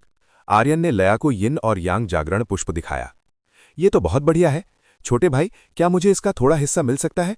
सरस्वती ने उम्मीद भरी नजरों से पूछा। वो चाहती थी कि आर्यन पुष्प का कुछ हिस्सा उसके साथ साझा करे। आपको चिंता करने की जरूरत नहीं है, मैं इसे आपके साथ साझा करूंगा, आर्यन ने कहा। आखिर सरस्वती ने भी इस खोज में उनकी मदद की थी, इसलिए आर्यन उसकी मेहनत का सम्मान करना चाहता था। आपका बहुत बहुत धन्यवाद, सरस्वती ने आभार जताया। सच तो ये था कि सरस्वती को अपनी शक्ति बढ़ाने के लिए वास्तव में इस पुष्प की आवश्यकता थी। लेकिन अभी नहीं, मैं पहले यिन और यांग जागरण पुष्प की खेती करूंगा। आर्यन ने बताया कि उसे पुष्प सरस्वती को देने लायक बनाने के लिए थोड़ा समय चाहिए। खेती? लया और सरस्वती दोनों उलझ गईं। उन्हें समझ नहीं आया कि आर्यन एक दुर्लभ पुष्प की खेती कैसे कर सकता है, क्योंकि ये बहुत ही कठिन कार्य था। क्या तुम्हें यकीन है कि तुम ऐसा कर सकते हो? सरस्वती ने पूछा। उसे नहीं पता था कि ऐसा संभव भी है। मुझ पर भरोसा रखो, आर्यन ने उन्हें आश्वस्त किया कि वो उन्हें निराश नहीं करेगा। ठीक है, सरस्वती ने सिर हिलाया। वो आर्यन पर पूरे दिल से भरोसा करने को तैयार थी। आर्यन पुष्प को सुरक्षित रखने ही वाला था कि तभी अचानक एक रस्सी आई और आर्यन के हाथ से यिन और यांग जागरण पुष्प छीन ले गई। आर्यन दंग रह गया। उसने तुरंत उस दिशा में देखा जहां से वो रस्सी आई थी। लया और सरस्वती ने भी देखा कि किसी ने चुपके से पुष्प चुरा लिया है। मुझ तक यिन और यांग जागरण पुष्प पहुंचाने की तकलीफ उठाने के लिए आपका धन्यवाद। उनके सामने एक महिला प्रकट हुई। वो आर्यन के लिए बिल्कुल अजनबी थी। तुम कौन हो? आर्यन ने पूछा। उसे याद नहीं था कि वो इस महिला से पहले कभी मिला है। लया के मन में भी यही सवाल था। ये महिला, क्या ये वेंजेंस फेट संप्रदाय की तामसी नहीं है? केवल सरस्वती ही उसे पहचान पाई थी। क्या तुम इसे जानती हो? आर्यन ने सरस्वती से पूछा। हाँ, ये तामसी है। ये एक पाखंडी संप्रदाय की सदस्य है और गॉड रियल्म में इसकी बहुत तलाश है। इसे पकड़ने वालों के लिए इनाम भी घोषित है। सरस्वती ने आर्यन को उस महिला की पहचान बताई। तो क्या ये खतरनाक है? आर्यन ने फिर पूछा। बेशक, वेंजेंस फेट संप्रदाय एक खतरनाक संप्रदाय है। वे अक्सर संसाधनों को लूटने के लिए सितारों को तबाह कर देते हैं। उनके लक्ष्य गॉड रियल्म के लोगों के लिए बहुत खतरनाक होते हैं, सरस्वती ने विस्तार से बताया। तो ये वास्तव में खतरनाक है। आर्यन सतर्क हो गया और तामसी पर नजरें टिका दी। मेरा परिचय देने के लिए धन्यवाद। अब मुझे खुद अपना परिचय देने की जरूरत नहीं पड़ेगी। तामसी ने आर्यन, लया और सरस्वती की ओर देखते हुए कुटिलता से कहा। अध्याय 1438, एक पुनर्मिलन जो युद्ध से शुरू होता है। तुमने मुझसे जो यिन और यांग जागरण पुष्प लिया है, उसे वापस क्यों नहीं दे देती? आर्यन ने तामसी से कहा कि वो पुष्प उसे वापस सौंप दे। तुम बहुत प्यारे हो। क्या तुम्हें सच में लगता है कि मैं इतनी मूर्ख हूं कि तुम्हें यिन और यांग जागरण पुष्प वापस कर दूंगी? तामसी ने आर्यन से कहा। अगर तुम वास्तव में नहीं चाहती तो मैं इसे खुद वापस ले लूंगा। आर्यन ने घोषणा की कि वो अपना पुष्प छीन कर रहेगा। ये बहुत मजेदार है। टीना, तुम्हारा पूर्व प्रेमी वाकई बहुत प्यारा है, तामसी ने अपने पीछे खड़ी किसी व्यक्ति से कहा। वो ऐसा ही है, इसीलिए मुझे उससे नफरत है। तामसी के पीछे से अचानक टीना प्रकट हुई। टीना का रूप वैसा ही था जैसा आर्यन ने पहले देखा था। ये देखकर आर्यन की आंखें फटी की फटी रह गईं। ये महिला यहाँ कैसे हो सकती है? क्या ये सच है जो मैंने पहले देखा था? क्या वो सपना नहीं था? आर्यन को उम्मीद नहीं थी कि ये वास्तविकता होगी। पहले उसे लगा था कि वो कोई भ्रम देख रहा है, इसलिए उसने उस घटना को आसानी से भुला दिया था। लेकिन अब नज़ारा अलग था। वो टीना को साक्षात अपने सामने खड़ा देख रहा था, जिसका अर्थ था कि ये वास्तविकता थी। पति, क्या तुम इसे जानते हो? लया ने आर्यन से पूछा। वो ये जानने के लिए उत्सुक थी कि तामसी के पीछे खड़ी इस महिला के साथ आर्यन का क्या रिश्ता है। मैं भी इस बारे में जानना चाहती हूँ। सरस्वती को भी जिज्ञासा हुई कि आर्यन का वेंजेंस फेट संप्रदाय की इस महिला के साथ क्या संबंध है। हाँ, मैं इसे जानता हूँ। जब मैं अभ्यासी नहीं था तब ये मेरी पूर्व प्रेमिका थी। आर्यन ने सच बता दिया। उसने लया और सरस्वती को टीना के बारे में सब कुछ बता दिया। मुझे कभी नहीं पता था कि तुम्हारा ऐसा अतीत भी रहा है। लया को इस बारे में कोई अंदाजा नहीं था। छोटे भाई, तो ये तुम्हारी पुरानी साथी है। मुझे उम्मीद नहीं थी कि वो किसी पाखंडी संप्रदाय की सदस्य बन जाएगी, सरस्वती ने हैरानी जताई। मुझे भी इसकी उम्मीद नहीं थी। उसे तो वहां सील कर दिया जाना चाहिए था जहां से मैं आया हूं। आर्यन ने कहा कि टीना को पृथ्वी पर ही कैद होना चाहिए था, पर वो यहाँ कैसे पहुंच गई? तुम यहाँ कैसे पहुंची? आर्यन ने टीना से सवाल किया। मुझे मास्टर तामसी ने आज़ाद किया है। अब मैं वेंजेंस फेट संप्रदाय की सदस्य हूं। मैं उन सभी से बदला लूंगी जिन्होंने मेरी ये हालत की है, और उसमें तुम भी शामिल हो। टीना ने आर्यन की आंखों में आंखें डालकर कहा। उसने स्पष्ट कर दिया कि वो अपने साथ हुए अपमान का बदला लेकर रहेगी। बदला? तुमने मेरे सबसे करीबी लोगों को नुकसान पहुंचाया है। क्या तुम अभी भी संतुष्ट नहीं हो? आर्यन की आवाज़ अब ऊंची हो गई थी। टीना से बात करते समय वो बहुत चिढ़ा हुआ लग रहा था। मीनल और सोनम को जो जहर दिया गया था उसके लिए टीना ही जिम्मेदार थी, इसलिए उसकी बातें सुनकर आर्यन का क्रोध 7वें आसमान पर था। मैं तब तक संतुष्ट नहीं होंगी जब तक मैं तुम्हें तबाह होते न देख लूं, टीना ने संकल्प दोहराया। मैं कभी तबाह नहीं होऊंगा। मेरे पास अनमोल साथी और प्रियजन हैं, इसलिए मैं तुम्हें कभी सफल नहीं होने दूंगी। आर्यन ने तय कर लिया था कि वो टीना को अपने चाहने वालों को चोट नहीं पहुंचने देगा। वो अपनी हर स्त्री की रक्षा करेगा। क्या तुम ऐसा कर पाओगी? टीना ने संदेह जताया। उसने कसम खाई थी कि वो हर हाल में अपना इंतकाम लेगी। वो तो वक्त ही बताएगा। आर्यन अपनी रक्षा के लिए तैयार था। छोटे भाई, बातों में समय बर्बाद करना बेकार है। चलो इन्हें पकड़ते हैं, ये खतरनाक है। सरस्वती ने आर्यन को सलाह दी। सही कहा, हमें इनके हाथ से यन और यांग जागरण पुष्प वापस लेना ही होगा। लया भी सरस्वती की बात से सहमत थी। लया को टीना का स्वभाव पसंद नहीं आया था, इसलिए उसे बंदी बनाना ही श्रेष्ठ था। चलो फिर, आर्यन तैयार हो गया। क्या तुम्हें लगता है कि हमसे पुष्प वापस लेना इतना आसान होगा? तुम बहुत ज्यादा आत्मविश्वास में हो। तामसी ने आर्यन, लया और सरस्वती को कम आंका। उसे यकीन था कि वे उसके हाथ से पुष्प नहीं छीन पाएंगे। हमें कम मत समझो। सरस्वती को तामसी का अहंकार पसंद नहीं आया। मैं उसे हरा दूंगी। लया को भी टीना और तामसी बहुत कष्टप्रद लग रही थीं। आर्यन को भी लड़ना था। उसे वो पुष्प वापस लाना था जो तामसी के पास था। टीना, तुम इस कुरुष को संभालो, मैं इन 2 महिलाओं को देखती हूं। ये दोनों काफी परेशान करने वाली लग रही हैं। तामसी ने टीना को आदेश दिया। तामसी ने देखा कि आर्यन के पास 2 बहुत ही शक्तिशाली महिलाएं खड़ी हैं। समझ गई, मैं इसके साथ अपना हिसाब चुकता करूंगी। टीना ने सिर हिलाया। बहुत अच्छे। तामसी संतुष्ट होकर लया और सरस्वती की ओर बढ़ी, जबकि टीना आर्यन की ओर। लया और सरस्वती ने मिलकर तामसी का मुकाबला शुरू किया और एक भीषण युद्ध छिड़ गया। आर्यन, तुम जानते हो मैंने इस पल का कितना इंतजार किया है? टीना ने आर्यन से सामना करते हुए कहा। मुझे कैसे पता होगा? मैं तुम्हारे पेट का कीड़ा तो नहीं हूं? आर्यन ने कटाक्ष करते हुए उत्तर दिया। उसे टीना बिल्कुल पसंद नहीं थी। आर्यन की बात सुनकर टीना का चेहरा क्रोध से तमतमा उठा। उसके शरीर से एक भयानक काली आभा निकलने लगी। इस शक्ति में नफरत की इतनी तीव्र लहर थी कि वातावरण बोझिल हो गया। इसकी नफरत बहुत गहरी है। आर्यन को उम्मीद नहीं थी कि टीना के भीतर इतनी नफरत होगी कि वो एक शक्तिशाली ऊर्जा का रूप ले लेगी। मास्टर, इस महिला की शक्ति का स्रोत घृणा है। भले ही इसकी साधना आपसे कम हो, लेकिन इस नफरत की ताकत इसे इतना मजबूत बना रही है कि ये आपको टक्कर दे सकती है। अवनी ने तुरंत आर्यन को टीना की शक्ति का रहस्य बताया। ये ऐसी कैसे हो गई? आर्यन हैरान था। उसके सामने खड़ी टीना अब वो पुरानी टीना नहीं थी, बल्कि ऐसा लग रहा था जैसे किसी बुराई ने उसके शरीर पर कब्जा कर लिया हो। आर्यन, मरो! टीना ने चिल्लाते हुए आर्यन पर हमला किया और एक भयानक काली शक्ति उसकी ओर तेजी से बढ़ी। अध्याय 1439 लया और सरस्वती बनाम तामसी 1। आर्यन ने तुरंत उस हमले को रोका जो उसकी ओर आ रहा था। आर्यन ने अपनी पूरी शक्ति का उपयोग उस प्रहार को रोकने के लिए किया। धमाका! एक भीषण विस्फोट हुआ और टीना का हमला आर्यन से टकराया। इसे महसूस करो। टीना ये देखकर संतुष्ट थी कि उसका हमला आर्यन को लगा है। तुम कुछ ज्यादा ही उत्साहित हो गई। आर्यन अचानक टीना के पीछे प्रकट हुआ और उसने उस पर पलटवार किया। टीना की प्रतिक्रिया बहुत तेज थी। वो आर्यन के हमले से बचने में सफल रही। वो बहुत तेज है। आर्यन को उम्मीद नहीं थी कि टीना इतनी फुर्तीली होगी।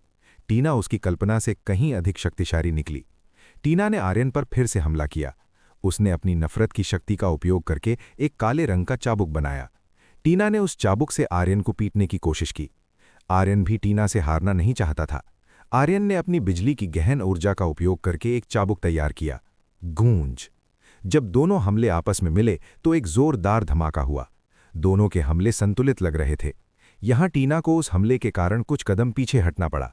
ये देखा जा सकता था कि वो अभी भी आर्यन के खिलाफ पूरी तरह से जीतने में सक्षम नहीं थी। वो और भी शक्तिशाली होता जा रहा है। टीना को उम्मीद नहीं थी कि आर्यन इतना मजबूत होगा। वर्तमान में टीना लड़ाई पर पूरी तरह से हावी नहीं हो पा रही थी। वो वास्तव में मेरी बराबरी कर रही है। आर्यन को भी आश्चर्य हुआ कि टीना उसकी ताकत का मुकाबला कर रही थी।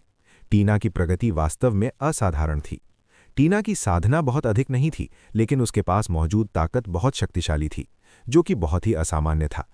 टीना ने आर्यन के प्रति अपनी नफरत को एक शक्ति में बदल दिया था।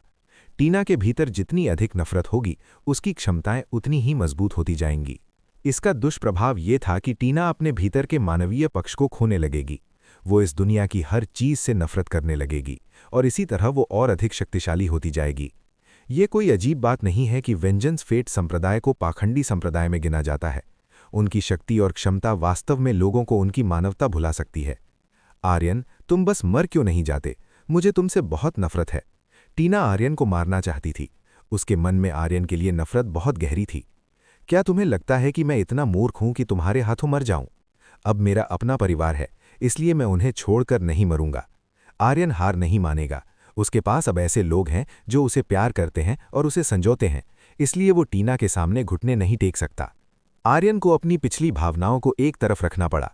टीना फिर से आर्यन की जान लेने के लिए आगे बढ़ी। आर्यन और टीना के बीच का युद्ध काफी भीषण होता जा रहा था। दूसरी ओर लया और सरस्वती तामसी से लड़ रही थीं। उन्होंने तामसी के साथ कई प्रहारों का आदान प्रदान किया। तामसी कोई कमजोर महिला नहीं थी, उसके पास अपार शक्ति थी, इसलिए लया और सरस्वती उसे आसानी से नहीं हरा पा रही थीं। तुम दोनों, आखिर किस चीज ने तुम्हें उस पुरुष के साथ रहने पर मजबूर किया है?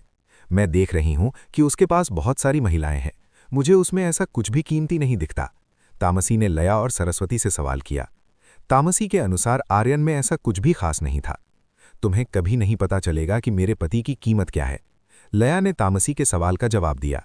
तामसी को आर्यन के गुणों के बारे में कभी पता नहीं चलेगा, इसलिए लया को इस महिला को कुछ भी बताने का कोई मतलब नहीं लगा। ये सच है, तुम्हें कभी नहीं पता चलेगा कि उसमें क्या खास है। सरस्वती लया की बात से पूरी तरह से सहमत थीं। तामसी जैसी महिला इस बात को कभी नहीं समझ पाएंगी। सरस्वती पहले से ही आर्यन के साथ काफी सहज थीं।